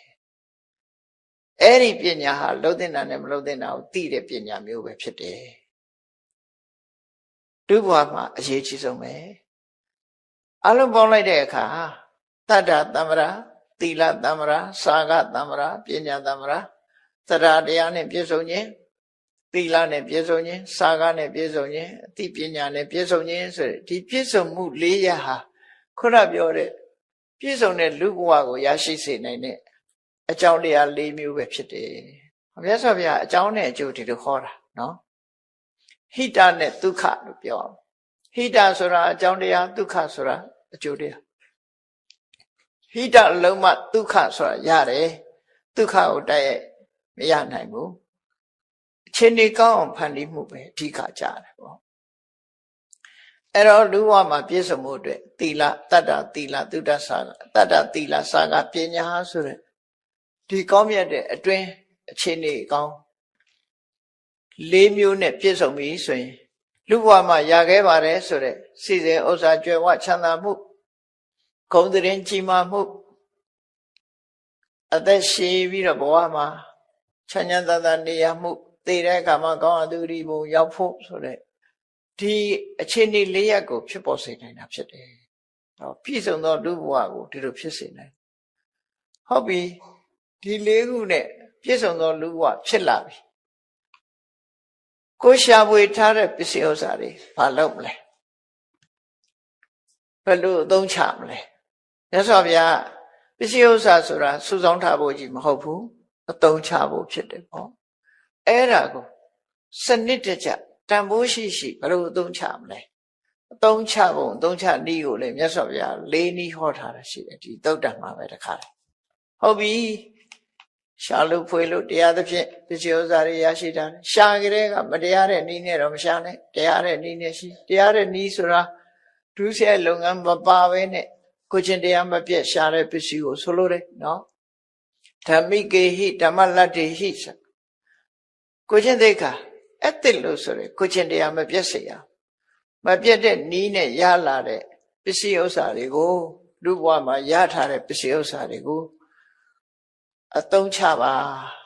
ဘယ်လိုနီးနဲ့အသုံးချမလဲဆိုလှုပ်တင်လှုပ်ထိုက်တဲ့အချက်၄မျိုးပြည့်စုံသောလူဘဝမှာလောက်ကင်ဆောင်ရရမယ့်အချက်၄မျိုးပစ္စည်းဥစ္စာကိုအသုံးချရမယ့်နီး၄ရပ်ကိုမြတ်စွာဘုရားဟောထားတယ်နံပါတ်1ကဘာတော့ပစ္စည်းဥစ္စာရထားလို့ရှိရင်တဲ့ပြည့်ပြည့်စုံစုံရှားထားပြီးနံပါတ်1ကိုချမ်းသာအောင်နေမိဘတွေကိုချမ်းသာအောင်ထားတဲ့ကိုမိသားစုကိုချမ်းသာအောင်ထား မိတ်ဆွေသင်္ကားတွေကိုတတ်နိုင်သမျှထောက်ပံ့ဒီလေးချက်ဒါကပထမအစုတယ်ဒီလိုအသုံးချလိုက်တဲ့ပစ္စည်းဟာတန်မိုးရှိရှိအသုံးချကုံတော့ကုံပါပဲကိုယ်အသုံးပြုတာဒါမှန်ကန်တဲ့နိလန့်နဲ့အသုံးပြုတယ်လို့ခေါ်တယ်နံပါတ်1ကိုချမ်းသာအောင်နေမယ်မိဘတွေကိုချမ်းသာအောင်ထားမယ်မိမိရဲ့မိသားစုတွေကိုချမ်းသာအောင်ထားမယ်မိတ်ဆွေသင်္ကားတွေကိုကုညီထောက်ပံ့မယ်ဒါဟာနံပါတ်1အသုံးချတဲ့တစ်ခုပဲနံပါတ်2ကျတော့ဘာဖြစ်လဲရှားထားတဲ့ပစ္စည်းဥစ္စာတွေနဲ့ကိုယ့်ဘဝကိုအကာအကွယ်လုပ်မယ်နော်အခက်အခဲတွေကြုံတဲ့အခါမှာကာကွယ်ရမယ်ပစ္စည်းဥစ္စာဆိုတာဟာအခက်ခဲ5မျိုးနဲ့ကြုံတတ်တယ်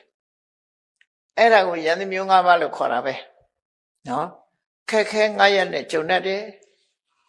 ရှမ်းကုန်းမှာဆိုရင်မင်္ဂလာဈေးကြီးဘယ်နှခါရှိလဲမီးလောင်တယ်နော်အခက်ခဲတွေနဲ့ကြုံတတ်တယ်အဲ့တော့ကြည့်လေရှည်ဖြတ်လို့လဲပစ္စည်းဥစ္စာပြတ်သွားနိုင်တယ်မီးလောင်လို့လဲပြတ်သွားနိုင်တယ်ဒီ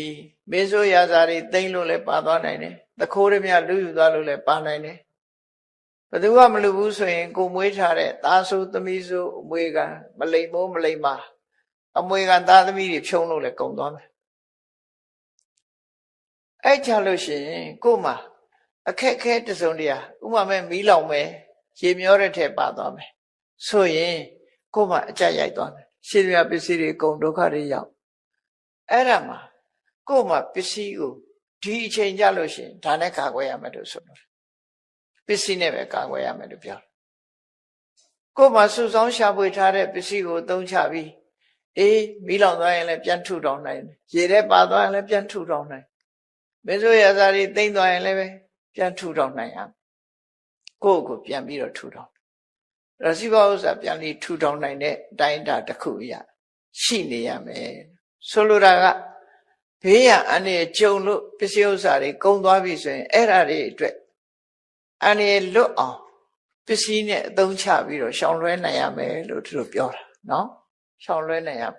နှမျောပြီးမသုံးမဲနေလို့ရှိရင်ဒါတွေကအကုန်သွားပြန်တယ်ဒါကဒုတိယစနစ်တရားအသုံးပြုတာတတိယကျတော့ဘာလို့ဆိုရင်လောကလူတွေမှာဝတ္တရားဆောင်ရွက်ဖို့ဆိုတာရှိတယ်ကိုရထားတဲ့ပစ္စည်းဥစ္စာကိုကိုယ်သာသုံးဖို့မဟုတ်ဘူးဝတ္တရားဆောင်ရွက်ရမယ့်ဟာတွေရှိတယ်လူတယောက်ရှာထားတဲ့ပစ္စည်းတွေကနံပါတ်1ကဆွေတွေမျိုးတွေကိုကိုယ့်အဆွေမျိုးတွေကဒီဆင်းရဲနွမ်းပါမှုအကူကြီးလုံးနေလို့ရှိရင်ကူညီရမယ်ဒါကိုညာတိပလိလို့ခေါ်တယ်နော်ပလိဆိုတာသူတို့ပေးကမ်းတာညာတိပလိကိုယ့်ပစ္စည်းကိုသုံးချပြီးဆွေတွေမျိုးတွေကိုကူညီတယ်နောက်တစ်ခုကလူတွေမှာဧည့်သည်တောင်းတယ်ဆိုတာရှိတယ်လေကိုယ်ကလည်းသူများဧည့်သည်လှုပ်ဖူးကောင်းလှုပ်ဖူးလေကိုယ်လည်းဧည့်သည်တို့ဘာလို့ရှိတယ်အဲ့ဒါလို့ဧည့်သည်တွေလာလို့ရှိရင်ထိုက်တဲ့အတိုင်းအတာတစ်ခုနဲ့ဧဝတ်ကြေပြုံဆိုတာလုပ်ရမယ် hospitality ဆိုတဲ့ဟာဗမာတွေကတော့ဧဝတ်ကြေတဲ့နေရာမှာတော့ထိတ်တန်းမှရှိပါတယ်ဧဝတ်ကြေကြအဲ့ဒီလိုဧဝတ်ကိုလည်းပြုရမယ်ဒါလည်းကိုယ်ပစ္စည်းကုန်သွားလဲမှန်ကန်တဲ့နိလန့်နဲ့အသုံးချတယ်လို့ခေါ်တယ်အသုံးချတဲ့ကိစ္စလို့ဆိုလို့တယ်ပေါ့နော်နောက်တစ်ခုကဘာလို့ဆိုရင်ကိုမိဘဆွေမျိုးသားချင်းတွေကိုဆွေမျိုးတွေထဲမှာတမလွန်ဘဝပြောင်းသွားတဲ့ပုဂ္ဂိုလ်တွေရှိတယ်အဲ့ဒီတမလွန်ဘဝပြောင်းသွားလို့ဘဝတစ်ပါးရောက်သွားတဲ့ဆွေတွေမျိုးတွေအတွက်လည်းမေ့မထားရဘူးတဲ့အခါလျော်စွာကုသိုလ်ကောင်းမှုလုပ်ပြီးသူတို့ကိုမြတ်တမ်းပေးဝေပေးရမယ်အဲ့ဒါကိုပုပ္ပပေတပလိလို့ခေါ်တယ်ဒါလည်းလှုပ်တဲ့လှုပ်ထိုက်တဲ့ဟာတစ်ခုလို့သူဆိုတယ်နော်နောက်တစ်ခုကတော့ဘယ်တိုင်းပြည်ပဲဖြစ်ဖြစ်အခွန်ပဏဆိုပေးရတယ်အခွန်ပေးရခွန်ကောက်တယ်ဆိုတာရှိတယ်အဲ့ဒီအခွန်ပေးရတာကိုရာဇပလိလို့ခေါ်တယ်နော်ရာဇပလိအခွန်မရှောင်တိန်ရဘူးအခွန်ကိုပေးတင်ပေးလိုက်တာပေးရမယ်ဒီအခွန်ပေးတဲ့စနစ်ဟာလူထုတွေကကိုယ့်ဘက်ကိုတီထွန်းလာခဲ့တဲ့ကိစ္စတစ်ခုပဲအဲ့တော့အခွန်ပေးရမယ်အခွန်ပေးတာဟာလည်းပဲကိုယ့်ပစ္စည်းကိုပေးတာပဲမဲ့လို့ဒါစနစ်တကျပေးတဲ့အသုံးပြုတဲ့တာကိုအသုံးပြုတယ်လို့ပဲတွေ့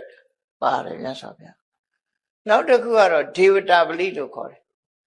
မျိုးရိုးကနေပြီးတော့ ပူဇော်လာတဲ့နတ်တွေကိုမေ့မထားပဲနဲ့သူတို့ကိုဒေဝတာပလိလို့ခေါ်တယ်ပူဇော်မှုကိုပေးတယ်မြတ်စွာဘုရားနတ်ကိုမပူဇော်ရဘူးလို့မဟုတ်ဘူးနတ်ကိုကိုးဝဲတာနဲ့ပူဇော်တာနဲ့တခြားစီရောထွေးပြီးတော့မပြောချနဲ့နော်ရောထွေးနေကိုးဝဲတယ်ဆိုတာနတ်ခိုင်းတာအကုန်လုံးမယ်ကျန်တာနတ်ကအကုသိုလ်လုပ်ဆိုလဲလုပ်မယ်နတ်ရဲ့ကိုးဝဲတာဆိုတာဒေဝတံတရဏံခိစ္ဆာမိမှာနတ်ကိုးဝဲတာဖြစ်တာနတ်တွေကိုပလိနတ်စာပေးတာတို့ဒီပုံဆွဲတာတို့ငပြောပွဲလှုပ်တာတို့သူတို့ကိုပူဇော်တာဆိုတာကိုယ်အိမ်လာတဲ့လူတောင်ကြွေးရမွေးရသေးတာပဲလေကြွေးမွေးတာအဲ့တော့သူတို့ကိုမိတ်ဆွေမပြတ်ဆက်ဆံတဲ့သဘောပဲအကောင်းဆုံးဒေဝတာပလိကတော့ကုသိုလ်ကောင်းမှုလုပ်ပြီးသူတို့အမြတ်တမ်းပေးဝေတာတော့အကောင်းဆုံးသူတို့ရမှာပေါ့ငပြောသည်ဆွဲအုံးသည်ဆွဲလို့လေသူတို့စားမှာမဟုတ်တာရှိဘူးနော်အဲ့တော့အကောင်းဆုံးကတော့အရက်တွေပါတွေဆက်တဲ့နတ်တော့မကိုးကွယ်ခြင်းမဆွဲနဲ့ပေါ့အရက်တွေပါတွေကြတော့ကြက်တွေပါတွေတတ်ပြီးလှုပ်တာတော့မလှုပ်နဲ့ပေါ့အဟုဆိုဖြစ်မဲ့လှုပ်ဆိုမလှုပ်အောင်ဒါဘယ်နတ်ကပါကြိုက်မကြိုက်အဲ့တော့ကိုကမိဘရိုးရာပူဇော်နေကြဟာအပြစ်ကင်းတဲ့ဟာဆိုလို့ရှိရင်မိတ်မပြတ်ဆွေမပြတ်လှုပ်တာမြတ်စွာဘုရားကိုယ်တိုင်ကဒီသုတ်တံမှာဟောထားဒေဝတာပလိရှိရတယ်တော့တပည့်တော်တို့အုံးလည်းမဆွဲဘူးငပြောလည်းမဆွဲဘူးဆိုရင်လှုပ်တင်လှုပ်ထိုက်တာဘာလို့ဆိုကိုယ့်အိမ်မှာနေတဲ့ကိုဘာလို့ရမလဲဆိုလို့ရှိရင်ဖရာပူဇော်ပြီးတော့အမြတ်တမ်းပေးဝေမယ်မေတ္တာပို့မယ်ဒါကတော့အကောင်းဆုံးပဲဒါလည်းပြစ်ထားတာမဟုတ်မမြင်အပ်တဲ့အရာတွေကများစွာရှိတယ်လေများစွာရှိတော့သူတို့နဲ့တော့ရံမဖြစ်နဲ့ပေါ့ရံသွားဖြစ်ရင်ကတော့တိရစ္ဆာန်နဲ့ရံဖြစ်တောင်ကိုဒုက္ခပေးမှာပဲအိမ်နာနေခြင်းနဲ့ရံဖြစ်လဲကိုဒုက္ခပေးမှာပဲအဲ့တော့ဘယ်သူနဲ့မှရံမဖြစ်ဘူးမိတ်ဆွေဖြစ်အောင်နေရမယ်လို့ဆိုလို့အဲ့ဒါဒေဝတာပလိလို့ပြောဟိုနတ်ပွဲတွေသွားပြီးဟိုဘုံနဲ့တိကတာမျိုးပြောတာမဟုတ်ဘူးနော်ပြောတာမဟုတ်ဘူးကိုယ်အိမ်မှာငကောပူဇော်နေကြဆိုပူဇော်မျှဝေနေကြဆိုမှုဝေးအဲ့ဒါလို့လှုပ်တင်လှုပ်ထိုက်တာကိုလှုပ်လို့ဆိုလို့ဒါမှမြတ်စွာဘုရားကိုယ်တိုင်ကယတမိပရိသေကပိတိဝါတံပဏိတဇာတိယောနေရာအစ်ကိုနေတော့မယ်ဆိုလို့ရှိရင်တဲ့သီလဝန္တိထဘောဇိတဝသင်္ကြတိဗြဟ္မစာရောကိုချင်းသီလနဲ့ပြည့်စုံတဲ့ပုဂ္ဂိုလ်တွေကိုပင့်ပြီးတော့ဒါနကောင်းမှုလုပ်ပါတဲ့လုပ်ပြီးယာတထဒေဝတာအာတုံတာတန်တက်ခိဏမာတိတိအဲ့ဒီအိမ်သစ်နေရာသစ်မှာနတ်တွေဆိုတာရှိနေတတ်တယ်တဲ့သူတို့ကိုမျှဝေလိုက်ပါတဲ့အမျှဝေရင်အကျိုးကဘာတော့ဆိုမာပုစိတာနံပုစယန္တိမာနိတာနံမာနိတာမာနိယန္တိကိုသူတို့ကိုပူဇော်ရင်သူတို့ကလည်းကိုပြန်ပူဇော်တယ်ဒေဝတာနုကံပိတောပောသောတရာဗတ္တရာနိပတ္တိနတ်တွေကကိုယ့်ပေါ်မှာလိုလားဆောင်းလျှောက်ပြီးဆိုရင်အဲ့ဒီပုဂ္ဂိုလ်ဟာကောင်းတာတွေနဲ့ကြီးပဲကြုံရတယ်လို့ဒီလိုဟောတာဗျာနော်ဒီလိုဟောတာအဲကြောင့်ဘယ်ကိစ္စပဲဖြစ်ဖြစ်အစွန်းမရောက်စေရဘူးအမှန်သိဖို့လိုအပ်တယ်ပေါ့အမှန်သိဖို့လိုအပ်တယ်ကိုးကွယ်တာနဲ့ပူဇော်တာနဲ့တခြားစီပဲကိုယ်အိမ်လာတဲ့လူကိုကော်ဖီလေးတိုက်ဒါကိုးကွယ်တာမှမဟုတ်တာကျွေးတာလေအဲ့တော့ကိုးကွယ်တာမဟုတ်ကိုးကွယ်တာဒါမျိုးပြောတာမဟုတ်ဘူးဆရာတင်ပြီးတော့သူခိုင်းတာတွေအကုန်လုံးထားအဲ့ဒါမှကိုးကွယ်တာအဲ့ဒါကြတော့ကိုးကွယ်တယ်လို့ခေါ်တယ်အဲ့တော့မြတ်စွာဘုရားကဗလိ5မျိုးကိုပစ္စည်းကိုအသုံးချပြီးတော့ဆောင်ရွက်ပါတဲ့နောက်နံပါတ်4ကျတော့ဘာလို့ဆိုရင်ကုသိုလ်ကောင်းမှုလုပ်ပါနံပါတ်4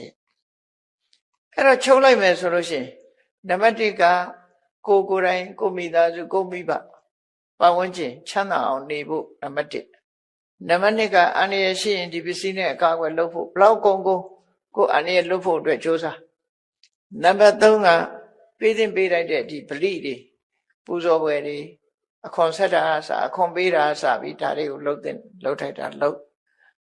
နံပါတ်4ကျတော့ဒါနကောင်းမှုလုပ်လို့အဲ့ဒီလိုပစ္စည်းဥစ္စာကိုဒီ4မျိုးနီလန်း4တွေဖြင့်အသုံးချလိုက်လို့ရှိရင်ဒီပစ္စည်းကကုန်မှာပဲအဲ့ဒီကုန်သွားခြင်းဟာတဲ့တကယ်ကိုသင်လျော်လျောက်ပါကောင်းမြတ်တဲ့နည်းနဲ့ကုန်သွားခြင်းမှုဖြစ်လို့ အင်မတန်မှကျင့်တတ်ဆရာကောင်းတယ်ပြည့်စုံတဲ့လူဘဝဟာဒါရရှိသွားပြီလို့ဆိုလို့ကိုရှာထားတဲ့ပစ္စည်းကိုလည်းစနစ်တကျအသုံးပြုလိုက်တယ်နော်စနစ်တကျအသုံးပြုတယ်ကိုလိုချင်တဲ့ဟာတွေလည်းရတယ်အကြောင်းတရားတွေနဲ့ပြည့်စုံတယ်ဒါကြောင့်မို့ပြည့်စုံတဲ့ဘဝကိုရလို့မြတ်စွာဘုရားကအဲ့ဒါကိုယတ္ထံဘောကံပုံစေယပဏိတောကရမဝတ္တအသိဉာဏ်ရှိတဲ့ပုဂ္ဂိုလ်တယောက်ကိုယ်အိမ်မှာကိုနေတယ်လို့ဆိုတဲ့အခါမှာသူမျောလင်းချက်တွေကပြည့်ပြည့်ဝဖြစ်လာသောမေအထောနုပတောကတံအနနုတံပိယကိုအမားလှုပ်တာတခုမှမရှိဘူးလှုပ်တဲ့လှုပ်ထတာတွေအကုန်လှုပ်ပြီးပြီရှင်းတတ်เสียလှုပ်တဲ့လှုပ်ထတာတွေလှုပ်တယ်အဲ့ဒါတွေလှုပ်လို့ရှင်းတတ်เสียဖြစ်ပြီဧတံအနုတ္တရံမစ္ဆောအရိယဓမ္မေထိတောနရောကိုဘဝကိုပြန်ကြည့်လိုက်လို့ရှင်းတတ်အားရเสียအနေထားမျိုးရှိပြီငါးပါးသီလဆိုရယ်မြင့်မြတ်တဲ့ကိုချင်းတရားပေါ်မှာတည်နေတဲ့ဒီလူသားတရားဟာဣဒေဝနံပတန်တန္တိပစ္စတကေပမောရတိတဲ့ဒီဘဝမှာလဲလူတော်လူကောင်းတယောက်အဖြစ်အများရဲ့ချစ်ကျူမှုကိုခံရပြီးတမလွန်ဘဝရောက်တော့လေနတ်ပြည်မှာချမ်းသာသာနဲ့ချမ်းသာဒုက္ခကိုခံစားရမှာဖြစ်တယ်လို့ဒီလိုအကျိုးတရားကိုမြတ်စွာဘုရားတိုက်ရိုက်ဟောပြောထားတာဖြစ်ပါတယ်ဒါကြောင့်ဘုရားအလိုချပြည့်စုံသောလူဘဝနေနိုင်ဖို့အတွက်တို့တွေအခုဟောပြောထားခဲ့တဲ့အတိုင်းနော်ကိုယ့်ရဲ့လိုအပ်ချက်စီးပွားဥစ္စာတိုးတက်မှုဂုဏ်သတင်းကြီးမှုအသက်ရှည်မှုတည်တဲ့အခါကောင်းအသုရိဘုံရောက်မှုဆိုတဲ့ဒီလိုချင်စရာကောင်းတဲ့ရှားခဲ့တဲ့လူပြည့်စုံတဲ့လူဘဝကိုရဖို့သရနဲ့ပြည့်စုံရမယ်သီလနဲ့ပြည့်စုံရမယ်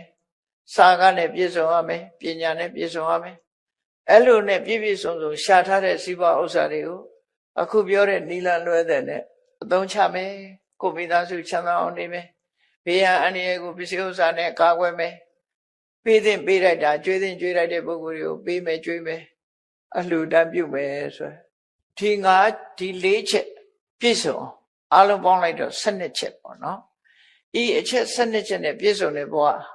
ပြည့်စုံသောလူဘဝဖြစ်ဒီတရားကိုမြတ်စွာဘုရားကစေရွန်ကျောင်းတကာကြီးအနာတပိန်အမိရတဲ့သုတ္တတတထေးကိုဟောတဲ့တရားပဲဖြစ်တယ်နာတပိန်နဲ့ပတ်သက်လာလို့ရှိရင်မြတ်စွာဘုရားကလူမှုရေးနဲ့ပတ်သက်တဲ့တရားတွေဟောရများတယ်ဝိပဿနာတရားတို့ကျင့်စဉ်နေနဲ့ပတ်သက်ပြီးတော့ဟောတာရှိတော့လည်းပဲနဲတယ်လို့ပြောဒါကြောင့်မို့နာရဝိတ္တိကြီးဟာနောက်ဆုံးချိန်ရောက်တဲ့အခါရှင်သာရိပုတ္တရာဟောတဲ့ဆွဲဖြုတ်တဲ့တရားအနာထပိဏိကောဝါဒဆိုတဲ့တရားကိုနားလည်ရတဲ့အခါမှာသူမျက်ရည်ကျတယ်။ဘာကြောင့်လို့ဆိုရင်ဒီလိုလေးနေတဲ့တရားကိုအရင်တော့မဟောကြဘူးတဲ့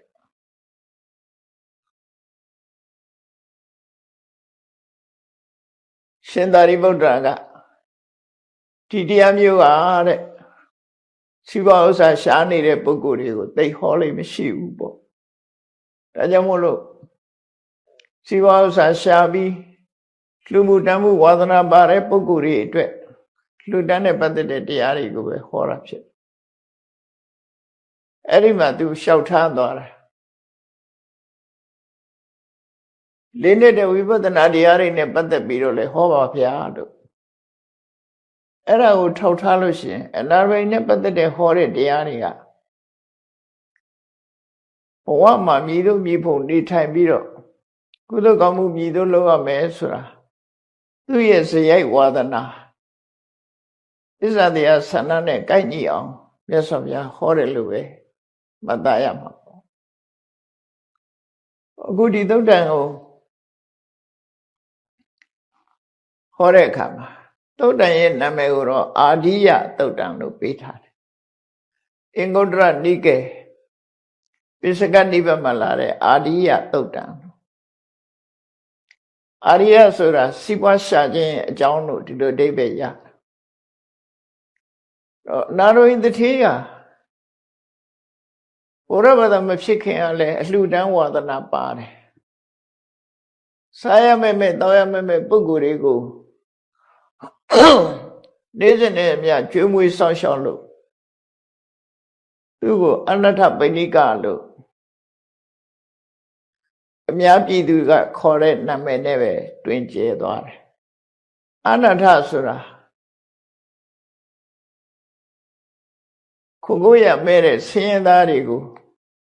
ပိဋိကအစားအစာပေးတဲ့ပုဂ္ဂိုလ်လို့ဒီလိုဆိုလိုတဲ့အဓိပ္ပာယ်ပေါ့နော်အဲ့တော့သူဝါသနာကိုကလူရတန်းရတာကိုသူစိတ်ထဲမှာကြည်နူးတယ်အလူတန်းရေရောတယ်လို့ဆိုလို့ဘောရဝဒဖြစ်တော့လည်းပဲဆက်လက်ပြီးတော့လှူဒန်းတယ်ဘောရဝဒဖြစ်တော့ပို့ပြီးတော့လှူတာရသော်ဗျာနဲ့ရာဇဂုမြို့မှာတွေ့တာသူတွေ့တော့အဲ့ဒီတော့တွေ့တော့ကိုရောင်းကုန်ဝယ်လှုပ်ရင်းကနေပြီးတော့သူနဲ့သမီးရောက်ဖတ်တော်တဲ့ရာဇဂုတထေးအိမ်မှာသူကတဲလေးရှိတာရာဇဂုတထေးကသူလာတာစကားမပြောနိုင်ဘူးအဲ့ဒီနေ့လှုပ်ရှုပ်နေဘာကြောင့်လှုပ်ရှုပ်တုံးဆိုရင်ဖျားမှုရှိတဲ့တန်ဃာတွေကိုဆွမ်းသက်ပင့်ထားတာဖြစ်လို့အဲ့ဒီအလုပ်တွေလုပ်နေတယ်ခါတိုင်းဆိုရင်သူ့ကိုလာကြိုနိုင်တဲ့အချိန်ပေးနိုင်တယ်ဒီတစ်ခါမကြိုနိုင်ဘူးဘာကြောင့်လဲဆိုတာကိုစကားစမိပြောတဲ့အခါမှာရသော်ဗျာပွင့်နေလို့ဖျားမှုရှိတဲ့တန်ဃာတွေဆွမ်းကပ်ဖို့အလုပ်များနေတယ်ဆိုတဲ့အကြောင်းပြောတော့အဲ့ဒီမှာဖျားပွင့်နေဗုဒ္ဓဆိုတဲ့တန်ကြားတဲ့သူ့ရင်နဲ့နှလုံးထဲမှာဆွဲသွားပြီးရသော်ဗျာစီတော့ရောက်စိတ်ကပ်ပြီးသောတပန်ဖြစ်သွားခဲ့တာဟုတ်အဲ့ဒီနောက်မှရသော်ဗျာကိုသာဝတိပြည်ကြွဖို့အဲ့တုန်းကပင့်သွားတာအဲ့တော့သူကပင်ကိုရဲ့စရိုက်ဝါဒနာကိုကလူမှုတမ်းမှုဝါဒနာပါတယ်အဲ့တော့ရသော်ဗျာဟောတဲ့တရားတွေဟာလည်းပဲအလူတန်းနဲ့ပတ်သက်တဲ့တရားတွေစီးပွားဥစ္စာရှာတာတွေနဲ့ပတ်သက်ပြီးတော့ဟောတာတွေများအဲ့တော့လောကလူတွေကလည်းပဲဘုရားဘာသာဖြစ်စေဘုရားဘာသာမဟုတ်တဲ့ပုဂ္ဂိုလ်ပဲဖြစ်စေလူဘဝရလာရင်တော့စီးပွားရှာကြရတာပဲအဲ့လိုစီးပွားရှာတဲ့အခါမှာကြတော့ဘုရားရဲ့အဆုံးအမရကြတော့စီးပွားရှာပုံရှာနည်းကိုတော့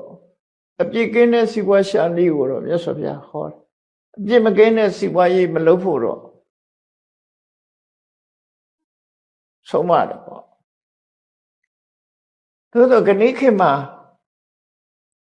မာပြည်မှာတော့မဟုတ်ဘူး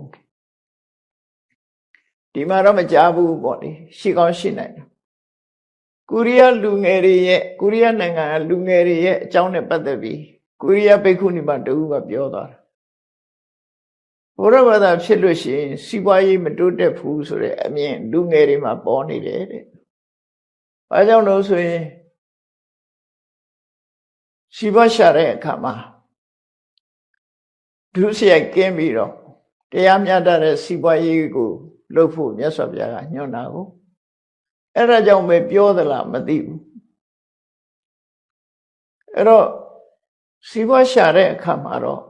မြတ်စွာဘုရားအပြစ်ကင်းတဲ့စီးပွားရှာတရားသဖြင့်စီးပွားရှာတာကိုလက်သက်တယ်ဒါကတော့မှန်တယ်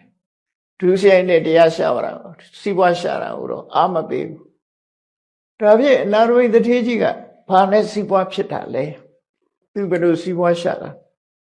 သူမျိုးရိုးကတထေးတော့တထေးမျိုးရိုးပဲ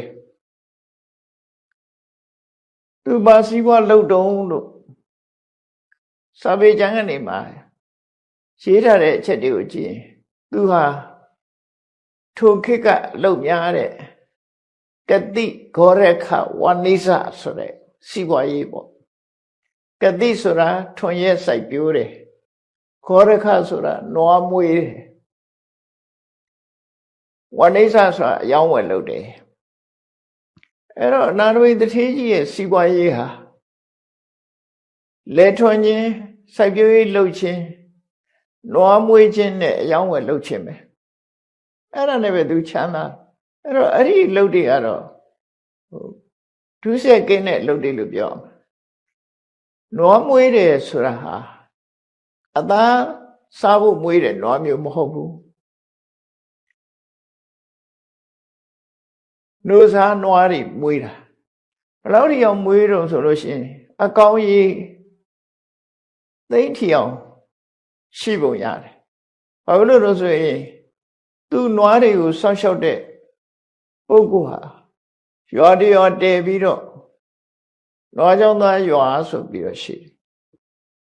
သူ့ရဲ့နွားကြောင့်သားနန္ဒဆိုတဲ့နွားကြောင့်သားအကြောင်းစာပေကျမ်းကမှာတစွန်းတစဖော်ပြထားတာရှိတယ်အဲ့တော့နွားမွေးတာဘာအတွက်တုံးလို့ဆိုနွားနုတို့ဒိန်တို့ထောပတ်တို့ဒီဟာတွေအတွက်နွားကထွက်တဲ့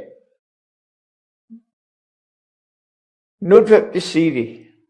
အဲ့ဒါတွေကိုရောင်းဝယ်လုပ်တယ်စားတယ်အဲ့ဒီအတွက်မွေးတယ်နွားမွေးတယ်ပြီးတော့စိုက်ပျိုးရေးလုပ်တယ်လယ်ထွန်တယ်ဆန်းစပါးစိုက်ပျိုးတယ်ပဲနှမ်းစိုက်ပျိုးတယ်ပြီးတဲ့အခါကျတော့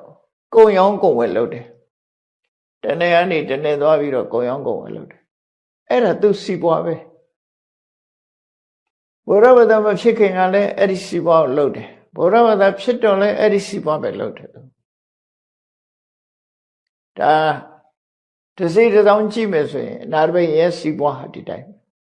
ဝိသခါတို့ရောစီးပွားရောဆိုတော့သူတို့လည်းတူတူပဲဒီစီးပွားဝယ်လုပ်ကြတယ်အယောင်းဝယ်လုပ်တယ်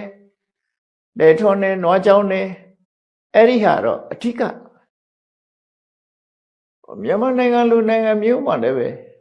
မြေယာတွေပေါ်များသည့်အတွက်ကြောင့်လေထွန်းချင်းနွားကြောင်းချင်းဆိုတဲ့အလုပ်ဟာဒီကနေ့ခေတ်ဒီကနေ့ပုံစံနဲ့ကြတော့တောင်သူလယ်သမားတွေကဆင်းရဲနွမ်းပါဖြစ်နေကြတယ်ပေါ့နော်အမှန်ကတော့လေတော့နွားကြောင်းချင်းအခြေခံပြီးတော့စာအုပ်နေကိုထောက်ပံ့နိုင်တာဖြစ်လို့မြေယာမှာလောက်ကင်စားတာဟာအပြစ်လည်းကင်းပြီးတော့စာနာရိတ်ခါလည်းဖူလုံစေတာပေါ့ခဏခေတ်မှာတော့ agriculture based economy ဆိုပြီးတော့စိုက်ပျိုးရေးကိုအခြေခံတဲ့စီးပွားရေးဆိုပြီးတော့ခုလောက်လာကြဒါကောင်းတဲ့ဟာတစ်ခုပဲဘာလို့လဲဆိုရင်လူဆိုတာဒီပြပစ္စည်းတွေဥပမာကာမစီလည်းနေလို့ရတယ်ထမင်းမစားပဲနေလို့မရအစမ်းနဲ့ရိတ်ခါကမတမအရေးကြီးတယ်ကဘာမှာလူတွေ8ယောက်1ယောက်လောက်ကစမ်းနဲ့ရိတ်ခါမလုံးမလောက်ဘူးဖြစ်တယ်လို့ဆိုတယ်အဲကြောင့်မို့စမ်းနဲ့ရိတ်ခါထုတ်လုပ်တဲ့အလုပ်ကတော့အမတမလှုပ်တဲ့လှုပ်ထိုက်တဲ့အလုပ်ရှေးခေတ်ကတော့ဝိသခါတို့အနာရဝိတို့စီးပွားလုပ်တဲ့ဆိုတာစမ်းနဲ့ရိတ်ခါထုတ်တဲ့အလုပ်အယောင်းဝယ်လုပ်ဒီလုပ်တွေကိုလုပ်ကြတယ်သူတို့ကိုမိခိုပြီးတော့လုပ်တဲ့ကြေးရွာတွေသူတို့ကိုမိခိုပြီးတော့နေတဲ့လူတွေဟာအများကြီးပဲသိန်းချီထီအောင်ရှိကြတယ်အဲ့ဒါလို့စီးပွားရေးနဲ့အသက်မွေးဝမ်းကြောင်းပြည့်တဲ့အနာရဘိန်တထေးနဲ့ပတ်သက်ပြီးတော့မြတ်စွာဘုရားဒီဟောတာစီးပွားရေးဆိုတာရည်ရွယ်ချက်မျိုးမျိုးနဲ့လုပ်ကြတာမြတ်စွာဘုရားကမှန်ကန်တဲ့လမ်းကြောင်းပေါ်တင်ပေးတယ်ဟုတ်ပြီစီးပွားလုပ်တာဘာအတွက်လဲရလာတဲ့စီးပွားကိုဘယ်လိုသုံးမလဲဘယ်လိုစီးပွားလုပ်မလဲဘယ်လိုသုံးမလဲဆိုတာကိုထိတုတ်တမှာလမ်းညွှန်မှုပေးထားတာပဲဒီလမ်းညွှန်မှုကလည်းပဲတရားမျှတတဲ့ရှုထောင့်ကနေပြီးတော့ဒီဘဝလည်းကောင်းနောက်ဘဝလည်းကောင်းအပြစ်ကင်းတဲ့စီးပွားရေးတစ်ခုအနေနဲ့ရသော်ပြလမ်းညွှန်ပေးတာဒီစီးပွားရေးမျိုးလုပ်ပြီးတော့ဒီလိုအသုံးပြုလို့ရှိရင်တဲ့အဲ့ဒီပုဂ္ဂိုလ်ဟာဒီဘဝမှာလည်းချီးမွမ်းမွယ်ဖြစ်တယ်နောက်ဘဝလည်းကောင်းရာသူအထိရောက်နိုင်တယ်ဟောအဲ့ဒီစီးပွားမျိုးခိုင်းဒီဘဝတော့ချမ်းသာပါရဲ့နောက်ဘဝမှာအပင်ငရဲကျသွားတယ်ဆိုတာမျိုးကြတော့မကောင်းဘူးပေါ့နော်ဒီဘဝပဲကောင်းစားတယ်နောက်ဘဝမကောင်းစားခဏခဏရှိတာမလိတာတွေက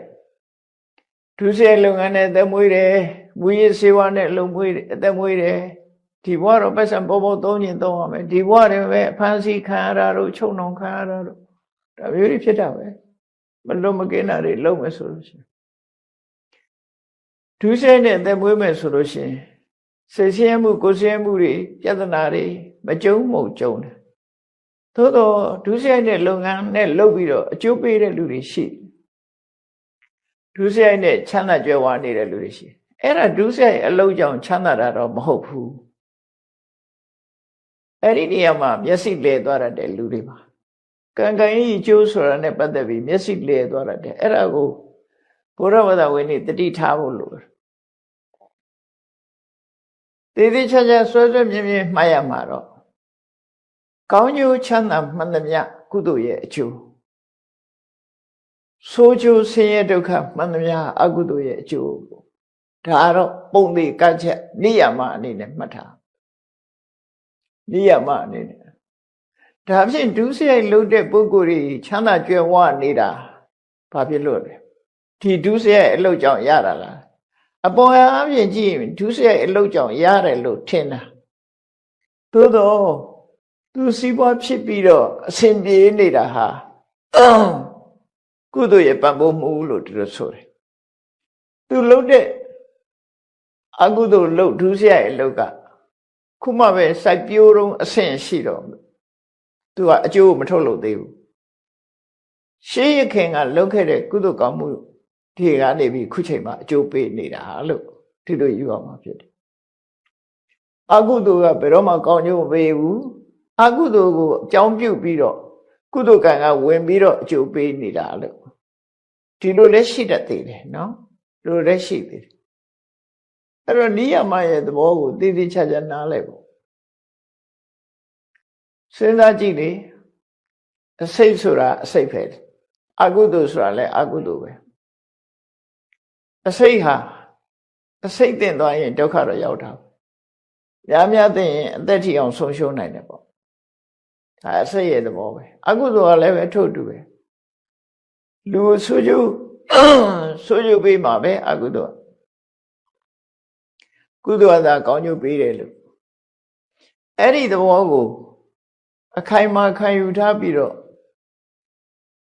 ဒီကောင်းတာကိုလုပ်ဖို့အမှန်တမ်းအရေးကြီးတာပေါ့နော်ကောင်းတာကိုလုပ်ဖို့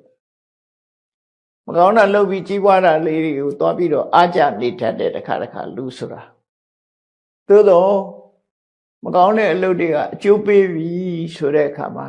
လှိမ့်နေအောင်ခံရတတ်တယ်ပေါ့နော်အဲ့တော့စီးပွားလုပ်တဲ့ပုံစံကိုမြတ်စွာဘုရားကအနာရဝိန်တထေးကြီးကိုဟောတာဒီတုတ်တာနာရဝိန်ကအเจ้าကိုတနေ့2ခေါက်ရောက်တယ်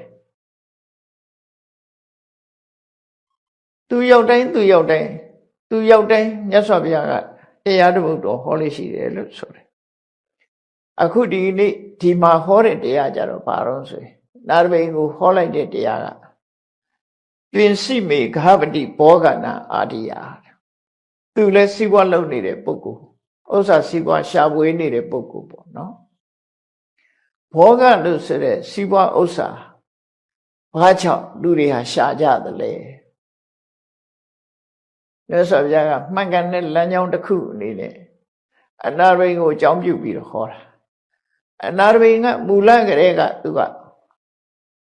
ဒုစရိုက်ကင်းတဲ့စီးပွားရေးနဲ့တမွေးခဲ့တာဖြစ်တယ်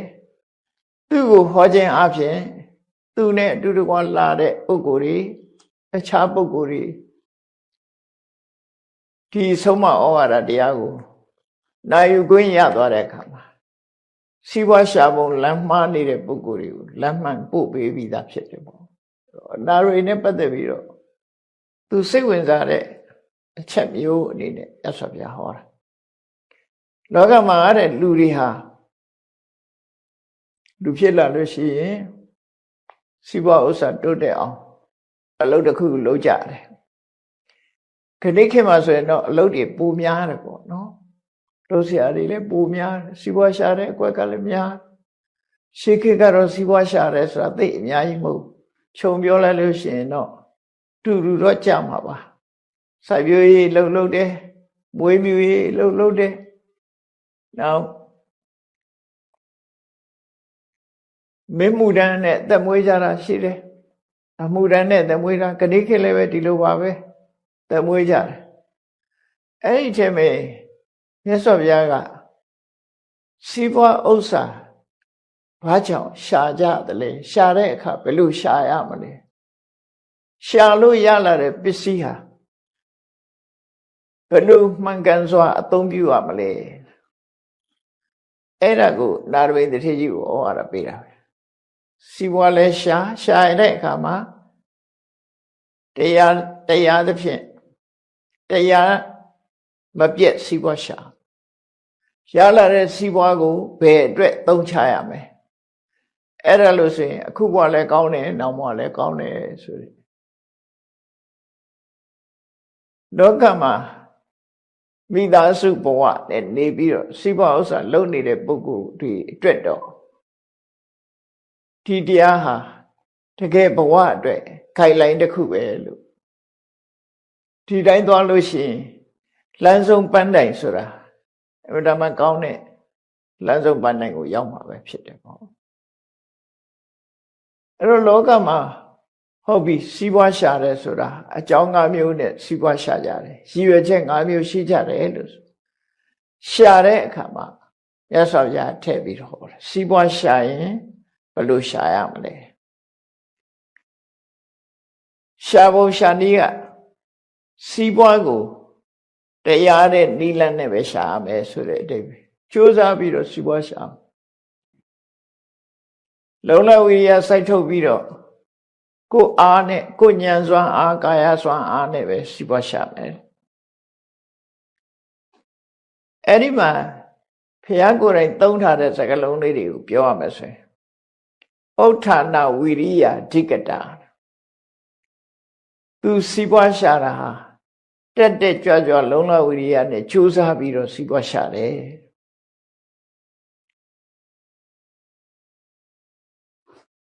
ဘာဟာဗလပရိစိတတယ်လက်ယုံအားကိုအသုံးချပြီးတော့စီးပွားရှာတယ်အဲ့တော့ဒီဆိုလိုတာကကိုလုံလနဲ့ကိုယ့်ရဲ့လုံလဝိရိယနဲ့ရှာတယ်ကိုယ့်လက်ယုံကိုအားကိုပြီးရှာတယ်ဆိုသူမျက်စိကမတရားလောက်တာမဟုတ်ဘူးပေါ့နော်ကိုကြိုးစားအထုတ်ပြီးတော့စီးပွားရအောင်လုပ်တယ်လို့ဒီလိုဆိုလိုတယ်ပေါ့နောက်တစ်ခုကသေတာဝက်ခိတ်တိသေတာဝက်ခိတ်တာဆိုတာပမာဒီပြောလို့ရှိတယ်အလုံးလုံးရတာနှစ်ဖူးကချွေချီမကြအောင်ဆိုတာရှိတယ်မြတ်စွာဘုရားကလည်းဒီသေတာဝက်ခိတ်တာဆိုတာချွေတီထွက်အောင်အလုံးလုံးရတယ်ဒါကြိုးစားရဲဆိုတဲ့အဓိပ္ပာယ်အဲ့ဒီမှာအဓိကအချက်ကတော့ဘာလို့ဆိုရင်ပြောချင်တာကတော့ဓမ္မိကေဟိဓမ္မလတ္တေဟိသူရှာတဲ့စီးပွားကတရားသဖြင့်ရှာတဲ့စီးပွားဆိုလိုတာကိုချင်းတရားမပြတ်ပြားပဲရတဲ့စီးပွားလို့လိန်ညာပြီးတော့လှုပ်တဲ့စီးပွားလည်းမဟုတ်ဘူးမတရားကောင်းမှုဖြတ်တဲ့စီးပွားလည်းမဟုတ်ဘူးသူတစ်ပါးရဲ့အသက်တွေနဲ့အသက်မွေးတဲ့စီးပွားလည်းမဟုတ်ဘူးနော်ကိုယ်တိုင်အလုံးလုံးပြီးတော့စုဆောင်ပြီးရရှိလာတဲ့ငွေကြေးတနာစီးပွားဥစ္စာလို့ဓမ္မိကေဟိဓမ္မလတ္တေဟိတဲ့ဘုရားတာဝကလို့ဆိုတဲ့ဘုရားဘာသာတွေဟာစီးပွားရှာပြီးဆိုရင်ဒါအဓိကသတိထားဖို့လို့ဒုစရိုက်နဲ့မရှာနဲ့သူစရိုက်လုံးနဲ့ကောင်းရောင်းကောင်းဝင်နဲ့ရှာရမယ်ဒါကိုစွမ်းအားနဲ့ကိုလို့အားနဲ့ကိုဒါချွေးထက်တာမထွက်တာအဓိကမဟုတ်ဘူးကြိုးစားတယ်ဆိုတဲ့အတိတ်ပဲကိုယ့်အကိုကြိုးစားပြီးတော့မှန်ကန်တဲ့လမ်းကြောင်းနဲ့စီးပွားရှာပါမတရားလုပ်တာလည်းမဟုတ်ဘူးခိုးတာလည်းမဟုတ်လူတာလည်းမဟုတ်ဘူးလိန်ရောင်းတာလည်းမဟုတ်ဘူးမှန်ကန်စီးပွားဥစ္စာကိုရှာတယ်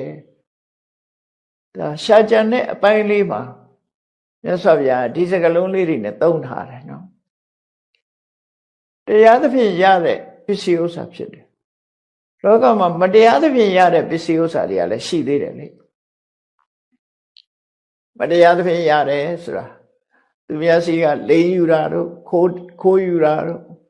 မတရားတဲ့နည်းတွေနဲ့လုပ်ပြီးတော့ရထားတာတို့အဲ့ဒါတွေမဟုတ်ဘဲနဲ့တရားသဖြင့်အယောင်းဝယ်ကဖြစ်စေ ကိုလှုပ်အားနဲ့ဖြစ်စေဥမာမဲ့ယုံလုံးတဲ့ယုံကပေးတဲ့နောက်ကဒါတရားသဖြင့်ရတယ်လို့ပြောမှာပဲအာဂတိတရားလွတ်ကင်းပြီးတော့ကိုလှုပ်အားနဲ့ကိုရတဲ့ငွေကြေးတနာလို့ဆိုလို့တယ်ပေါ့အဲ့ဒါဘုရားဘာသာဝင်ဖြစ်လို့ရှိရင်ဒါတွေနဲ့ပဲစီးပွားရှာတဲ့နဲ့ဒီလိုပဲကြိုးစားပြီးတော့ရှာတဲ့နဲ့ခဏခေတ်မှာတော့စီးပွားရှာတဲ့နည်းတွေအများကြီးပဲပေါ့နော်ဟိုတယ်လုပ်ပြီးတော့စီးပွားရှာတာလေဒါတရားသဖြင့်စီးပွားရှာတာပေါ့နော်ဒါရောတက်ခိုးတဲ့ပုဂ္ဂိုလ်တွေစီကအခါချင်းငွေရတယ်ဒီဧည့်သည်ကျူပို့လုပ်တာလေဒါတရားသဖြင့်စီးပွားရှာတယ်အယောင်းဝယ်လုပ်တာလေတရားသဖြင့်စီးပွားရှာတယ်ဘယ်သူမှထိခိုက်နစ်နာတာမဟုတ်တဲ့စီးပွားမှန်သမျှဟာဓမ္မိကတရားလမ်းကြောင်းမပြတ်စီးပွားရှာတယ်လို့ပြောနိုင်တယ်အဲ့ဒီလိုရလာတဲ့စီးပွားဥစ္စာဒါရှာပုံနဲ့ပတ်သက်ပြီးပြောတာရလာတဲ့စီးပွားဥစ္စာဘာအတွက်ရှာကြတာလဲရှာပြီးတော့ဘာအတွက်သုံးမှလဲဟုတ်ပြီစီးပွားရှာတယ်ရလာပြီရလာပြီဆိုရင်နံပါတ်1ကကိုရီမန်းတဲ့လူတိုင်းဟာဘယ်သူပဲဖြစ်ဖြစ်စီးပွားရှာတယ်ဆိုတော့ကိုချမ်းသာဖို့ရှာတာဒါတော့သိကြပါပါမှာပဲနော်ကိုချမ်းသာဖို့ကိုမိသားစုချမ်းသာဖို့ဆိုတာချမ်းသာသာနေဖို့ရှာတာဒါရှာတဲ့နေဟာပဲကိုချမ်းသာအောင်လုပ်ရမယ်ကိုမိဘတွေချမ်းသာအောင်လုပ်ရမယ်အဲ့တော့မြတ်စွာဘုရားကဒီနေရာမှာပထမဆုံးလူတွေဟာစီးပွားရှာတာဟာမှန်ကန်တဲ့ရည်ရွယ်ချက်နဲ့စီးပွားရှာတာဘယ်လိုရည်ရွယ်ကြလဲရလာတဲ့စီးပွားကိုဘယ်လိုသုံးတယ်ဆိုစကလုံးချင်းချင်းနဲ့ပဲဖော်ပြတယ်အတ္တနံဒုခေတိပိနေတိကိုချမ်းသာသာနေတဲ့ဝဝလင်းလင်းစားသုံးတယ်ကိုယ့်အတွက်ကောင်းကောင်းနေကောင်းကောင်းသုံးတယ်ရလာတဲ့စီးပွားကိုကိုယ့်အတွက်သုံးပြရပြီးတဲ့အခါမှာမာဒပိတရောဒုခေတိပိနေတိကိုယ့်ရဲ့အမေဖေတွေကိုချမ်းသာသာနေစေတယ်ဝဝလင်းလင်းကျွေးမွေးထားတယ်ဒါကိုရတဲ့စီးပွားကိုမှန်ကန်စွာအသုံးချခြင်းပဲမိဘကျွေးတာကုန်ပါစေကုန်ကျိုးနဲ့တယ်ကိုစားလို့ကိုချမ်းသာအောင်အသုံးပြုလို့ကုန်ရင်ကုန်ပါစေကုန်ကျိုးနဲ့တယ်ဒါစီးပွားရှာတာကိုချမ်းသာဖို့ကိုမိဘတွေချမ်းသာဖို့နောက်တစ်ခုကတော့ဗုဒ္ဓဓာရဓာတကမ္မကရပောရိတေဗုဒ္ဓဓာရဆိုတာသာသမီတို့အိမ်တော်ဘက်တို့ဗုဒ္ဓဓာရလို့ခေါ်တယ်ဓာတကမ္မကရပောရိတဆိုတာရှေးခေတ်ကတော့အိမ်မှာအပိုင်ဝယ်ထားတဲ့ကြေးကျွန်ဆိုတာရှိတတ်တယ်ခဏခေတ်မှာတော့ကြေးကျွန်မရှိဘူးအဲ့တော့ကမ္မကရပောရိတဆိုတာဝန်တန်းတွေကိုယ်အိမ်မှာလှုပ်ဖို့ရခေါ်ထားတဲ့ဝန်တန်းတွေဆိုလိုတာကကိုယ်မိသားစုကိုယ့်ရဲ့ဝန်တန်းတွေချမ်းသာဖို့အသုံးပြုတယ်ဝဝလင်းလင်းစားစေတယ်ဆိုကိုရှာထားတဲ့စီပွားကိုအခုအတိုင်းပဲအသုံးပြုတယ်ဆိုလို့ရှိရင်ဒါဟာမှန်ကန်စွာအသုံးပြုခြင်းပဲလို့ရသော်ဖျားသတ်မှတ်ပြီးတော့ဖော်ပြတယ်မသုံးရဘူးပြောတာမဟုတ်ကိုရှာတဲ့စီပွားကိုဒီလိုပဲသုံးချကိုချမ်းသာအောင်အသုံးပြုမယ်မိဘအတွက်အသုံးပြုမယ်ကိုအိမ်သူအိမ်သားဝန်ထမ်းများအတွက်အသုံးချတယ်ဒီအချက်ဟာဖြင့်ကျင့်တတ်စရာကောင်းတဲ့အချက်ပဲတဲ့နောက်ဒုတိယအချက်အနေနဲ့မြတ်စွာဘုရားဟောတယ်အဲ့ဒီရလာတဲ့ပစ္စည်းဥစ္စာတရားသဖြင့်ရလာတဲ့ဥစ္စာကိုဒုတိယအနေနဲ့ဘာသုံးချမလို့မိတ္တမစ္စေဒုခေတိပိနေတိလူတိုင်းမှာမိတ်ဆွေတွေရှိတယ်ဒုက္ခကံဘက်တွေအပေါင်းအသင်းတွေရှိတယ်သူတို့မှာအခက်ခဲတစ်စုံတရာရှိလာလို့ရှိရင်ကူညီတဲ့နဲ့သူတို့အတွက်သုံးချပေးတယ် ကိုရှာတဲ့ပစ္စည်းဥစ္စာသူတို့အတွက်လည်းပဲအကူအညီပေးတယ်ဆိုလို့ရှိရင်ဒါလည်းကျေနပ်စရာကောင်းတဲ့ဟာပဲတဲ့ဒါလည်းမမေ့တဲ့နဲ့ကိုနဲ့ကိုပတ်ဝန်းကျင်ဆိုတာမေတ္တာဆိုတာမေတ္တာသက်ဝင်ချစ်ခင်ကြတဲ့အပေါင်းအသင်းတွေအမိစ္ဆာဆိုတာလှုပ်ဖို့ကြိုက်မဲ့တွေတခါတည်းအခက်ခဲကြုံတဲ့အခါကျတော့ကိုယ့်ရဲ့ကူညီမှုကိုယ်အခက်ခဲကြုံရင်လည်းသူတို့ရဲ့ကူညီမှုအပြန်အလှန်အားပြုပြီးတော့နေကြတာဖြစ်တော့ကြောင့်ကိုရှာထားတဲ့စီးပွားတွေကမိတ်ဆွေတွေအတွက်သုံးချတယ်လှုပ်ဖို့ကြိုက်မဲ့တွေအတွက်သုံးချတယ်ဆိုရင်ဒါမှန်ကန်စွာသုံးချခြင်းပဲဖြစ်တယ်ခြေနှက်เสียကောင်းတယ်တဲ့ဒါလေကိုရှာတာသူတို့အတွက်လည်းပါတယ်လို့သူဆိုလို့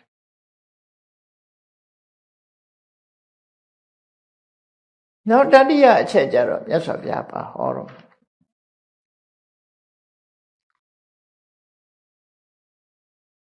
လူလောကဆိုတာ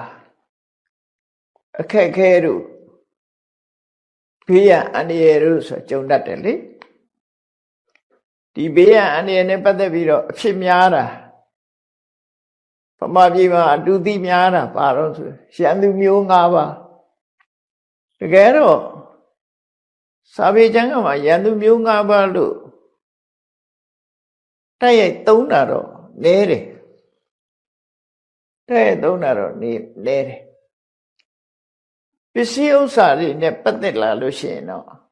ဒီရန်သူမျိုး၅ပါးဆိုတာလူကိုရန်ပြုတဲ့ရန်သူမျိုး၅ပါးတော့မဟုတ်ဘူးပစ္စည်းဥစ္စာအကုန်ကြဖြစ်ပေါ်စေတတ်တဲ့အခြေအနေဆိုးတွေကိုဆိုလိုတာပဲ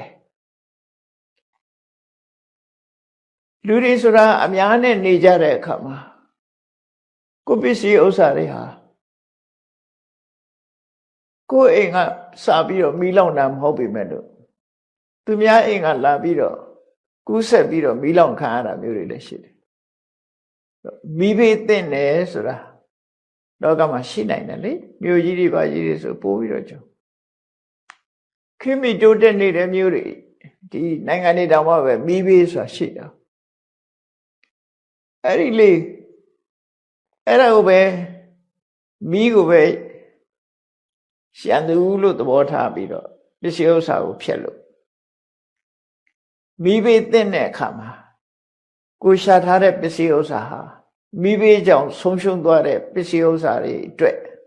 အစားထိုးကာကွယ်လို့ရတယ်မရှာဘူးဆိုရင်မိလောင်ကုန်သွားရင်စားကြမရှိဖြစ်မယ်ပေါ့နော်အဲ့တော့ရှာဖွေပြီးစုဆောင်းထားတဲ့ငွေကြေးဟာဒီလိုဘေးရန်အနေနဲ့ကြုံလို့ရှိရင်သုံးချနောက်တစ်ခါရေဘေးဆိုတာမထင်မှတ်ပဲနဲ့မျိုးတွေရွာတွေရေလွှမ်းတတ်တယ်ရေလွှမ်းသွားတဲ့အခါကျတော့ကိုပစ္စည်းတွေပါသွားတတ်တယ်အဲ့လိုပါသွားလို့ရှိရင်လည်းပစ္စည်းဥစ္စာတွေဆုံးရှုံးတာပဲဗမာပြည်မှာကိုတခါတော့တောင်သာဘက်မှာကျက်သွန်နေဆိုင်တယ်သူတို့စီမှာရေဘယ်တော့မှအိမ်အောက်ရောက်တာမဟုတ်တော့ကျက်သွန်တွေကိုရေအောက်ဖြန့်ထားတယ်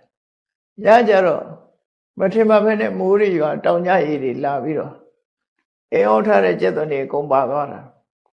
ဒါမျိုးလေးခြုံတတ်တယ်လေရှိတာလေကုံရောရေမျောသွားအနာရဝိတထေးကြီးကိုယ်တိုင်ကလည်းသူကပိုးရှန်တဲ့ငွေချေးတွေကိုသူတို့ခေတ်ကတော့မြေကြီးတဲ့မြုပ်တယ်မြေကြီးတဲ့မြုပ်ထားလေးရှိတယ်ခုခေတ်လိုဘန်စနစ်မရှိဘူးဘန်စနစ်မရှိတော့တွင်းတူးပြီးတော့မြေကြီးတဲ့မြုပ်ထားကြသူမြုပ်ထားတာတာဝတိဆိုတာအစိရဝတိမြေကမ်းဘေးမှာရှိတာဟုတ်အစိရဝတိမြေကမ်းဆိုမြစ်ဆိုတာဘာနဲ့တူတော့ဆိုမူးမြစ်နဲ့တူတယ်တောင်ကြရည်တွေလာရင်ခါရဲရေစီးကတန်းတယ်ပတ္တစာရီတို့မျောသွားတယ်ဆိုတာအဲ့သူ့သားလေးတွေမျောတယ်ဆိုတာအဲ့ဒီမြစ်ပဲအစိရဝတိရေရအခုရောက်ရင်ရောက်လာတာဗမာပြည်မှာထောင်းသေးချောင်းတို့လို့ပေါ့နော်ထောင်းတောင်မလွတ်ဘူးလို့ပြောတယ်အဲ့ဒီချိန်မှာတောင်ကြရေကျလာလို့ရှိရင်တိုက်စားသွားနိုင်တယ်အဲ့ဒီမှာနာရဝိတထေးကြီးက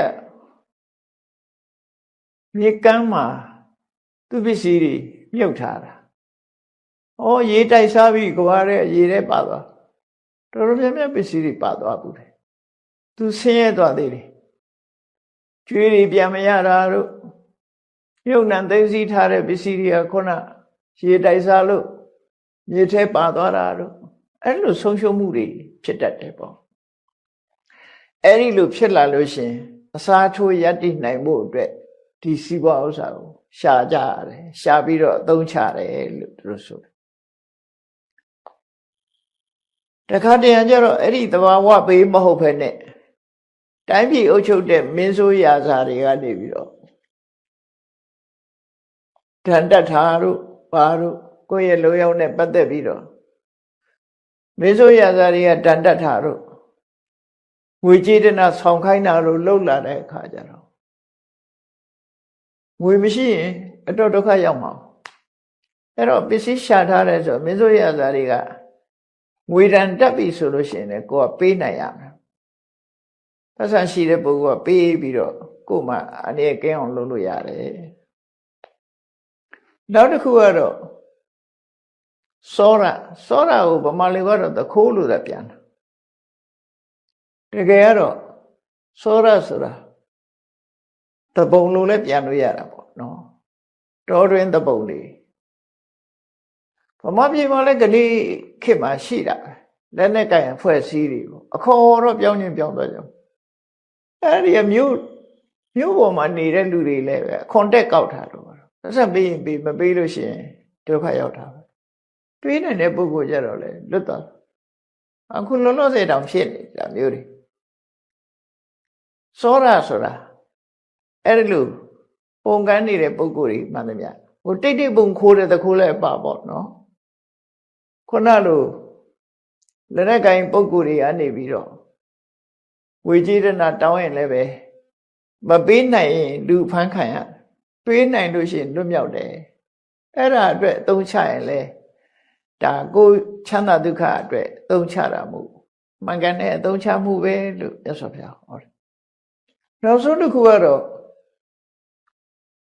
ကိုယ်အိမ်မှာရောမကောင်းဆိုမကောင်းမလိမ္မာတဲ့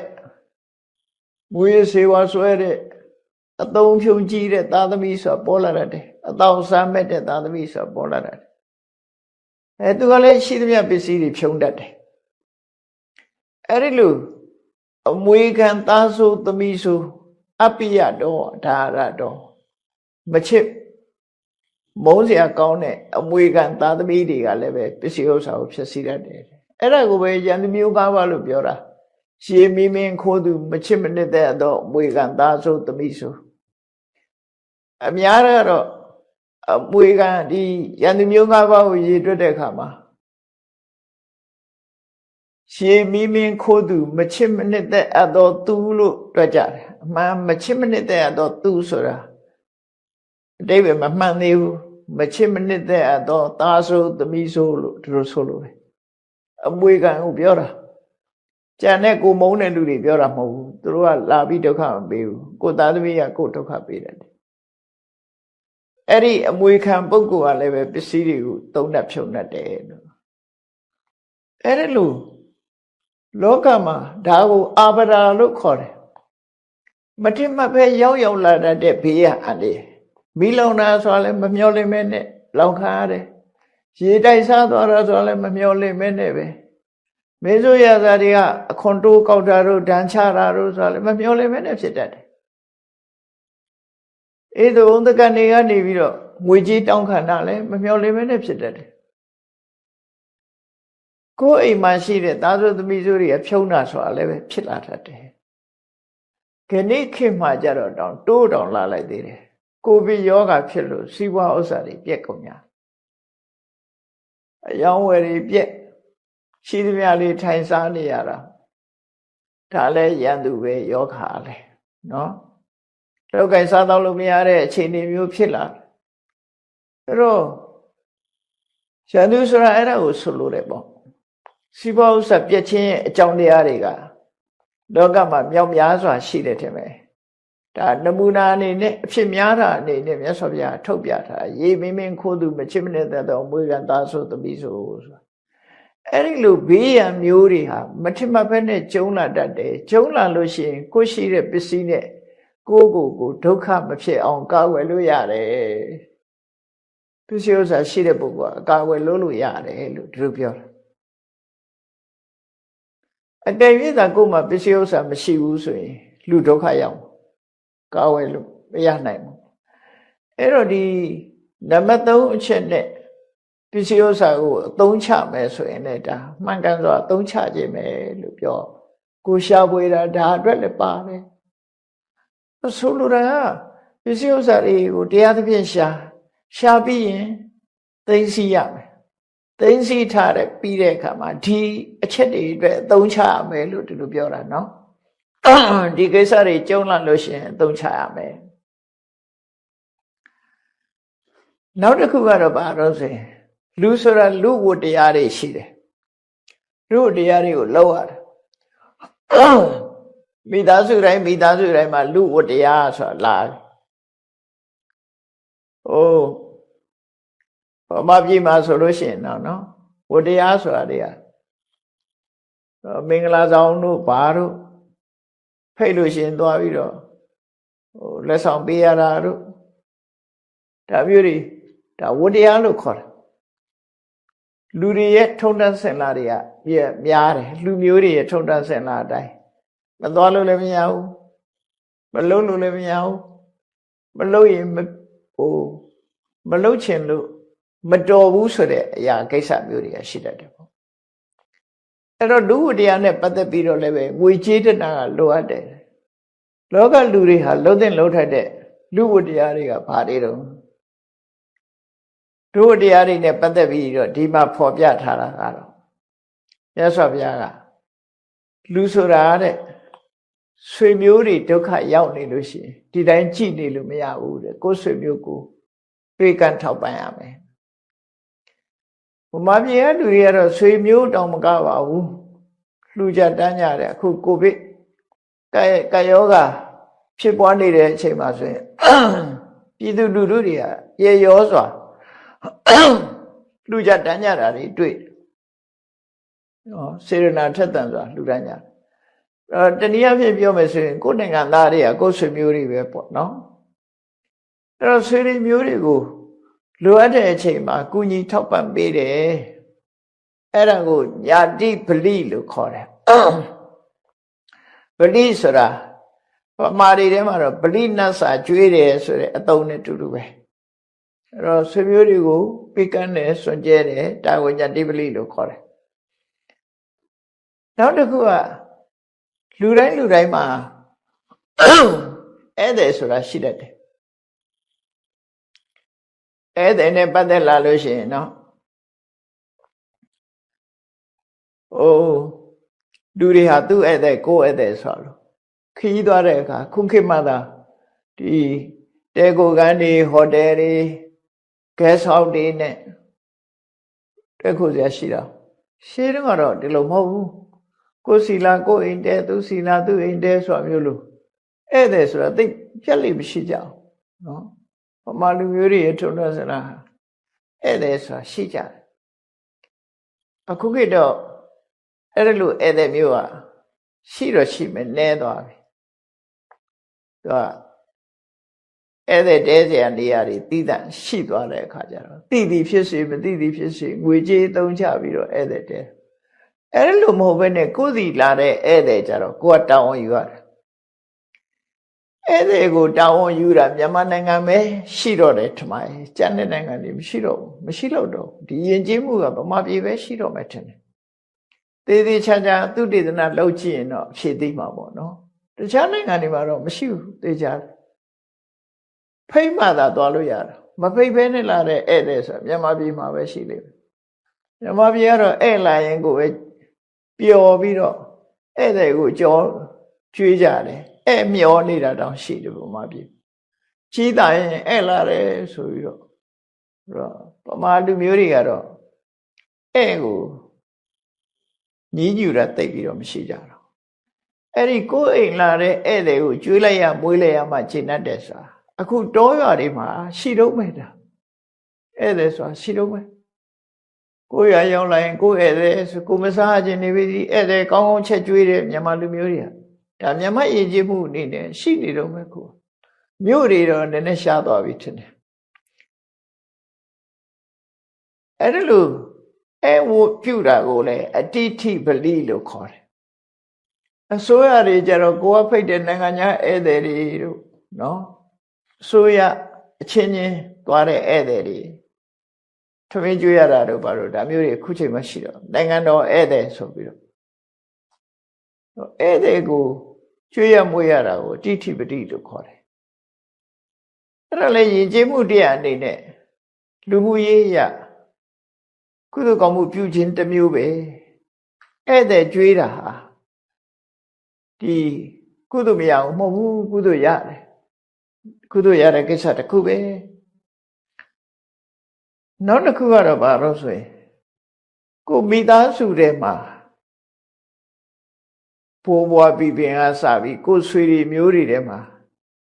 တမလွန်ဘဝရောက်သွားတဲ့ပုဂ္ဂိုလ်တွေဘယ်နည်းပဲရကွယ်လင်းတာနှစ်ပတ်လဲဘလောက်ဘယ်နှစ်ပြည့်ဘယ်နှစ်နှစ်ပြည့်ဆိုတာမျိုးတွေ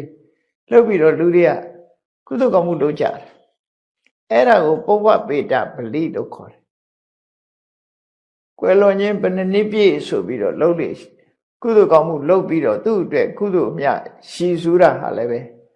ဗုဒ္ဓဘာသာတွေမှာရှိတော့မြန်မာပြည်မှာလည်းရှိနေတော့မို့ဒါကိုပုဗ္ဗပေတပလိလို့ခေါ်တယ်နော်အဲ့လိုကုသိုလ်ကောင်းမှုလုပ်ကြတယ်နောက်တစ်ခုကတော့ဘယင်းတွေကတိုင်းပြည်အုပ်ချုပ်တဲ့မင်းဆိုးရာဇာတွေအတွက်အခွန်တော်ဆက်တရတာကိုရာဇပလိလို့ခေါ်တယ်အချိုးကြအမြတ်တော်ကွန်နော်စားတော့ခွန်လုပ်ငန်းခွန်စသဖြင့်အဲ့ဒီခွန်တွေပေးရတာလေရာဇပလိလို့ခေါ်တယ်အဲ့ဒါတွေလည်းမှန်မှန်ကန်ကန်ပေးခြင်းဟာကုသိုလ်ရတဲ့အလုပ်ပဲကုသိုလ်မရဘူးတော့မဟုတ်ကုသိုလ်ရတာပဲဒါလည်းစေရနာနဲ့ခွန်ဝန်ထမ်းလို့ရှိရင်လည်းပဲကုသိုလ်ဖြစ်တာပဲနောက်တစ်ခုကဒေဝတာပလိတဲ့ဒေဝတာပလိဆိုတာကိုမျိုးဆွေမျိုးအစဉ်ဆက်ကနေပြီးတော့လက်တွေကိုပူဇော်ပတ်သက်မှုပြုတာအဲ့ဒါကိုတချို့ကနတ်ကိုးကွယ်တာလို့ထင်တယ်နတ်အောင်မဆွဲဘူးတို့ဘာတို့နတ်အောင်ဆွဲတာဥပဲအဆွဲလန်းတစ်ခုလို့ပြောကြတာလည်းရှိတယ်မြတ်စွာဘုရားဟောထားတာတော့အဲ့ဒါလို့မဟုတ်ဘူးနော်ကိုးကွယ်တာနဲ့ပူဇော်တာနဲ့ကတခြားစီပဲအိမ်လာတဲ့ဧည့်သည်ထမင်းကျွေးတာကိုးကွယ်တာမှမဟုတ်တာထို့တူပဲနတ်ကိုလည်းပဲပေးနေကြပူဇော်ပွဲတစ်ခုပေးတာဒါဒေဝတာပလိလို့ခေါ်တယ်အဲ့ဒါမျိုးကလည်းပဲကိုရိုးရမပြက်ပြုလုပ်ခြင်းကိုမမြင်ရပေမဲ့လို့နတ်တွေကကိုယ့်ဘောမှာမေတ္တာတက်ရောက်တယ်ရိုးရကိုဖြတ်လိုက်လို့ရှိရင်လည်းသူတို့ရင်ထဲမှာမကြည်မနှက်ဖြစ်နိုင်တယ်ဒါနော်သို့သောလူမဟုတ်သည့်အတွက်ကြောင့်မသိကြတဲ့အခါကျတော့ဒါဘာမှမဖြစ်ဘူးလို့တို့ထင်တယ်ဟိုလိုနတ်ပြောတာနတ်ကိုးကွယ်တာဖရာတရားတန်ခါနေမဟုတ်ဘူးနတ်ကိုအလေးထားပြီးဒီလိုကိုးကွယ်တာမျိုးကတော့မဖြစ်သင့်ဘူးပေါ့ခုနလိုနတ်အုံးသီးဆွဲတယ်ကိုရိုးရအရာပူဇော်နေကြကိုပူဇော်တယ်နောက်ဆုံးပဲဖရာပန်းတင်ရင်ကနေပြီးတော့ဒီဖရာပန်းနတ်ကနေပြီးတော့ဖရာကိုလှူဖို့ဆိုပြီးတော့ပေးမယ်ဆိုရင်အဲ့နတ်ကကိုပို့ပြီးတော့ခြေဆုတင်မှာအဲ့တော့ဒေဝတာပလီထဲမှာအကောင်းဆုံးဒေဝတာပလီကတော့အုံသီးဆွဲတာမဟုတ်ဘူးကုသိုလ်ကောင်းမှုလုပ်ပြီးတိုင်းအမြတ်ဝေတာအကောင်းဆုံးပဲပေါ့နော်ဒါလည်းဒေဝတာပလီလို့ပြောတယ်ကုသိုလ်လုပ်ပြီးတဲ့အခါတိုင်းမှာကိုမမြင်ရပေမဲ့ကိုယ့်ရဲ့အိမ်ဆောင်နတ်ကိုယ်ဆောင်နတ်ကျောင်းဆောင်နတ်ဆိုတာလို့ပေါ့နော်ဒါတွေက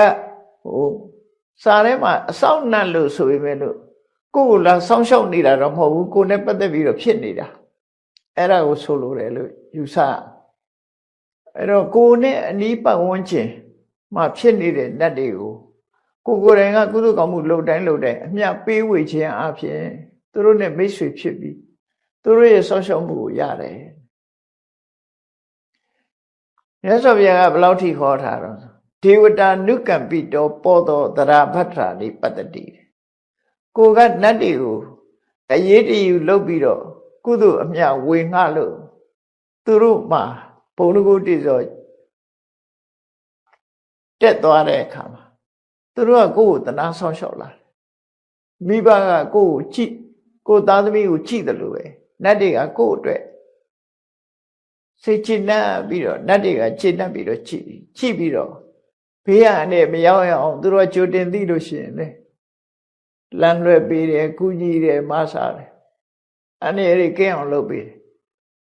ဒါအချွန်တက်ကြီးနဲ့ကောင်းကင်ဆင်းပြီးတော့လာလောက်မှာမဟုတ်ဘူးပေါ့နော်တခါတည်းကြုံတတ်တယ်မို့လားကိုယ်ကခကြီးသွားတယ်ကားပြက်နေတယ်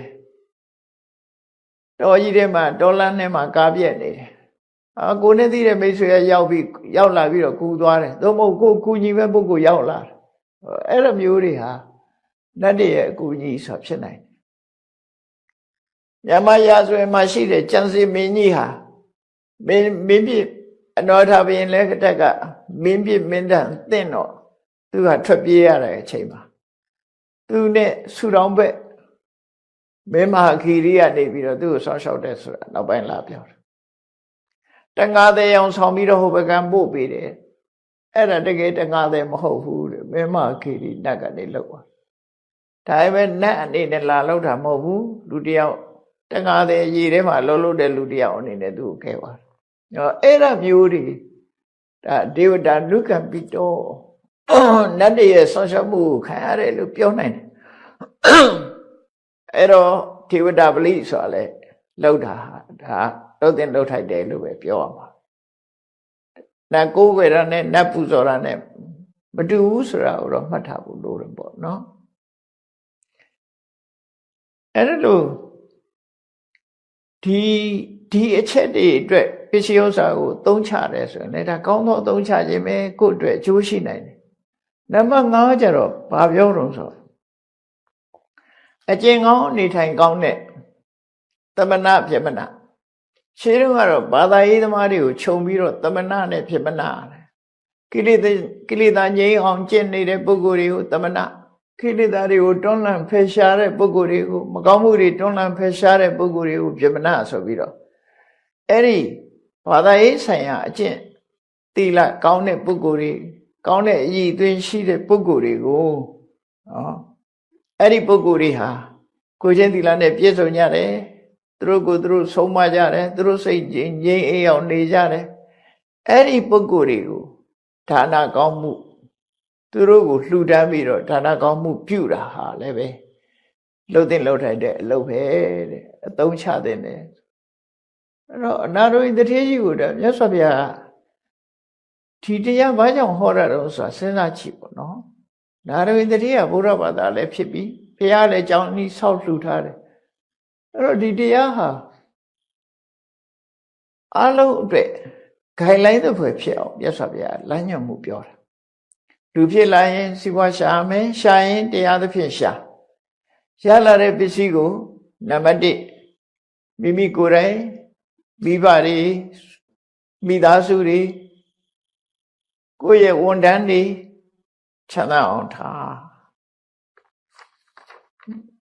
နံပါတ်2မိတ်ဆွေသင်္ဃာတွေချမ်းသာအောင်ထောက်ပံ့နံပါတ်3ဘေးရန်အန္တရာယ်ကျုံလာလို့ရှိရင်ငွေကြေးတနာကိုသုံးချပြီးတော့ကာကွယ်နံပါတ်4လူမှုရေးနဲ့ပတ်သက်ပြီးတော့ဆွေတွေမျိုးတွေထောက်ပံ့တာတို့ဧည့်သည်တောင်းတဲ့အတွက်ကျွေးမွေးတာတို့ကိုယ်ဆွေတွေမျိုးတွေကတမန်တော်ပြောင်းသွားတဲ့ပုဂ္ဂိုလ်တွေရည်စူးပြီးတော့ကုသိုလ်ကောင်းမှုလုပ်တာတို့ဘုရင်မင်းတွေခါအဲ့လိုဆိုတောင်းဆိုတဲ့အခွန်ပဏ္ဏတွေကိုပေးတာတို့ကိုမိယုဖလာနတ်တွေကိုပူဇော်ဝဲပေးတာတို့တနည်းအားဖြင့်အမြတ်တမ်းပေးဝေတာတို့ဒါကောင်းတဲ့အလုပ်တွေပဲနောက်ပြီးတော့ဌာနကောင်းမှုလုပ်တယ်အဲ့ဒီအချက်၅ချက်နဲ့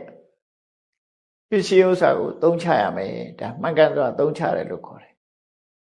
အဲ့လိုမှန်ကန်စွာသုံးချခြင်းဖြင့်မြတ်ဗုဒ္ဓရဲ့အရိယတာဝကမြတ်ဗုဒ္ဓရဲ့တပိတာဝကတွေဟာဘုရားဒီဗုဒ္ဓတာဝကအရိယတာဝကလို့သုံးထားတယ်မြတ်စွာဘုရားရဲ့တပိတွေအနာတွင်ကအရိယတာဝကပဲ အဲ့ဒီလိုသုံးထားတဲ့အရိယသာဝကတွေမှာလက်တွေ့မှာဘာအကျိုးရှိတယ်လဲခုတိုင်းသုံးချလို့ရှင်စီးပွားရှာတော့ကလည်းတရားသဖြင့်ရှာတယ်ရလာတဲ့စီးပွားကိုလည်းမှန်ကန်စွာသုံးချတယ်လို့အဲ့ဒီလိုသုံးချလိုက်လို့သူရှာဖွေထားတဲ့ပစ္စည်းဥစ္စာတွေကုန်သွားရင်တောင်မှပဲရှင်းတတ်တယ်ငါသုံးချလိုက်တာငါအလကားသားတစ်ခုမှမဟုတ်ဘူးလှုပ်တဲ့လှုပ်ထိုက်တဲ့နေရာတွေငါလှုပ်တာပဲရှင်းတတ်တယ်အကယ်၍မကုန်ဘူးစီးပွားဥစ္စာကရှာထားတာများလို့စုဆောင်းမှုအားကောင်းသည့်အတွက်ကြောင့်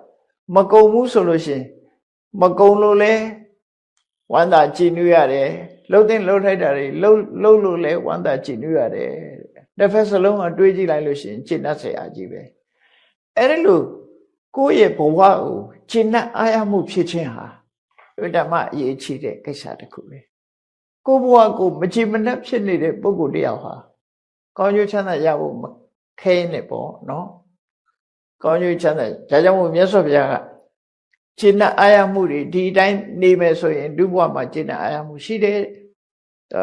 နောက်ဆုံးအနေနဲ့မြတ်စွာဘုရားဘာနဲ့ဟောထားတော့ဆိုရင်ဒီချက်တွေကိုအလုံးပေါင်းပြီးတော့ဒီပုဂ္ဂိုလ်ဟာသူ့ကိုယ်သူစဉ်းစားတယ်ငါရှာထားတဲ့ပစ္စည်းတွေငါအတွက်အသုံးချရတယ်ငါကျွေးမွေးဆောင်ရှောက်မဲ့ပုဂ္ဂိုလ်တွေအတွက်လည်းကျွေးမွေးဆောင်ရှောက်တယ်ဘေးရအန္တရာယ်တွေကိုလည်းဒီပစ္စည်းနဲ့ငါအကာအကွယ်လုပ်နိုင်ခဲ့တယ်ဒါနကောင်းမှုလည်းငါလုပ်နိုင်ခဲ့တယ်ဆိုပြီးတော့သူကခြေနဲ့ကုံတော့တာခြေနဲ့တယ်နောက်ဆုံးမှာလောကမှာပစ္စည်းရှာတာကိုကဓာရီဆောင်ရွက်ဖို့ရှာတာတိမ့်ထားဖို့ရှာတာမဟုတ်ဘူးတိမ့်ထားရင်လည်းအလကားပဲကိုသိရင်ထားပြခဲ့မှာပစ္စည်းဝိကျေဒနာရှာဖွေရတယ်ဆိုတာအခုဟာတွေလှုပ်ဖို့ရှာဖွေတာဖြစ်တယ်ဒီအချက်၅ချက်ကိုလှုပ်ရမယ်ဒီလိုဆိုလို့တယ်ပေါ့နော်အဲ့ဒီအလုပ်လုပ်လိုက်ခြင်းအပြင်တွေးကြည့်တိုင်းစိတ်ထဲမှာဝမ်းသာကြည်နူးမှုဖြစ်တယ်အဲ့ဒီလိုဝမ်းသာကြည်နူးမှုဖြစ်ပြီးတော့ငါးပါးသီလလုံခြုံတဲ့အမျိုးကောင်းသားမျိုးကောင်းသမီးဟာတဲ့ဒီလမ်းကြောင်းအတိုင်းလျှောက်လန်းသွားလို့ရှိရင်ဒီဘဝမှာလည်းပဲချီးမွမ်းခံရပြီးတော့သေတဲ့နောက်မှာလည်းပဲကောင်းရသူအတိဘဝကိုမြေကြီးလက်ခတ်မရတော့ရောက်တယ်လို့မြတ်စွာဘုရားဒီလိုဟောတယ်အဲ့တော့ခြေနှက်เสียအလွန်ကောင်းတယ်ပေါ့နော်ကိုရှာထားတဲ့ပစ္စည်းနဲ့ကိုဘဝဟာဒီဘဝမှာလည်းကောင်းတာတွေလုပ်လိုက်ရတယ်နောက်ဘဝမှာလည်းကောင်းတဲ့ဘုံရောက်သွားတယ်ဆိုတာဒီတဲ့ခြေနှက်เสียပဲကောင်းတော့နော်အဲ့တော့အနာရဝိတ္တိကြီးကိုမြတ်စွာဘုရားဒီသူ့ရဲ့အစ္ဆာတရားချိပြီးတော့ဒီတရားကိုဟောကြားတာဖြစ်တယ်တရားချက်ခင်သူတော်စင်ပြိဿပေါင်းနော်အာရိယသုတ်တံမှာစီးပွားဘယ်လိုရှာပြီးဘယ်လိုနေရာမှာအသုံးချတယ်ဆိုတာကိုကွက်ကွင်းကွင်းရှင်းလင်းစွာမြတ်စွာဘုရားဖော်ထုတ်ဟောကြားခဲ့တာဖြစ်တယ်အဲ့တော့ဗုဒ္ဓဘာသာဝင်ဖြစ်တဲ့ပုဂ္ဂိုလ်တိုင်းဟာမြတ်စွာဘုရားရဲ့လမ်းညွှန်ချက်ကိုသိပြီးတော့တို့တွေဟာဘဝနေထိုင်နေစီးပွားဥစ္စာကိုတရားသဖြင့်ရှာမယ်ရလာတဲ့စီးပွားဥစ္စာကိုနှမျောတွန့်တို့ပြီးတော့မနေဘဲနဲ့ဒီအတွက်တို့တွေအသုံးချရမှာဖြစ်တယ်လို့ကိုစီမှတ်သားနိုင်ယူထားတဲ့အတိုင်းလိုက်နာကျင့်သုံးနိုင်ကြပါစေကုန်သတည်း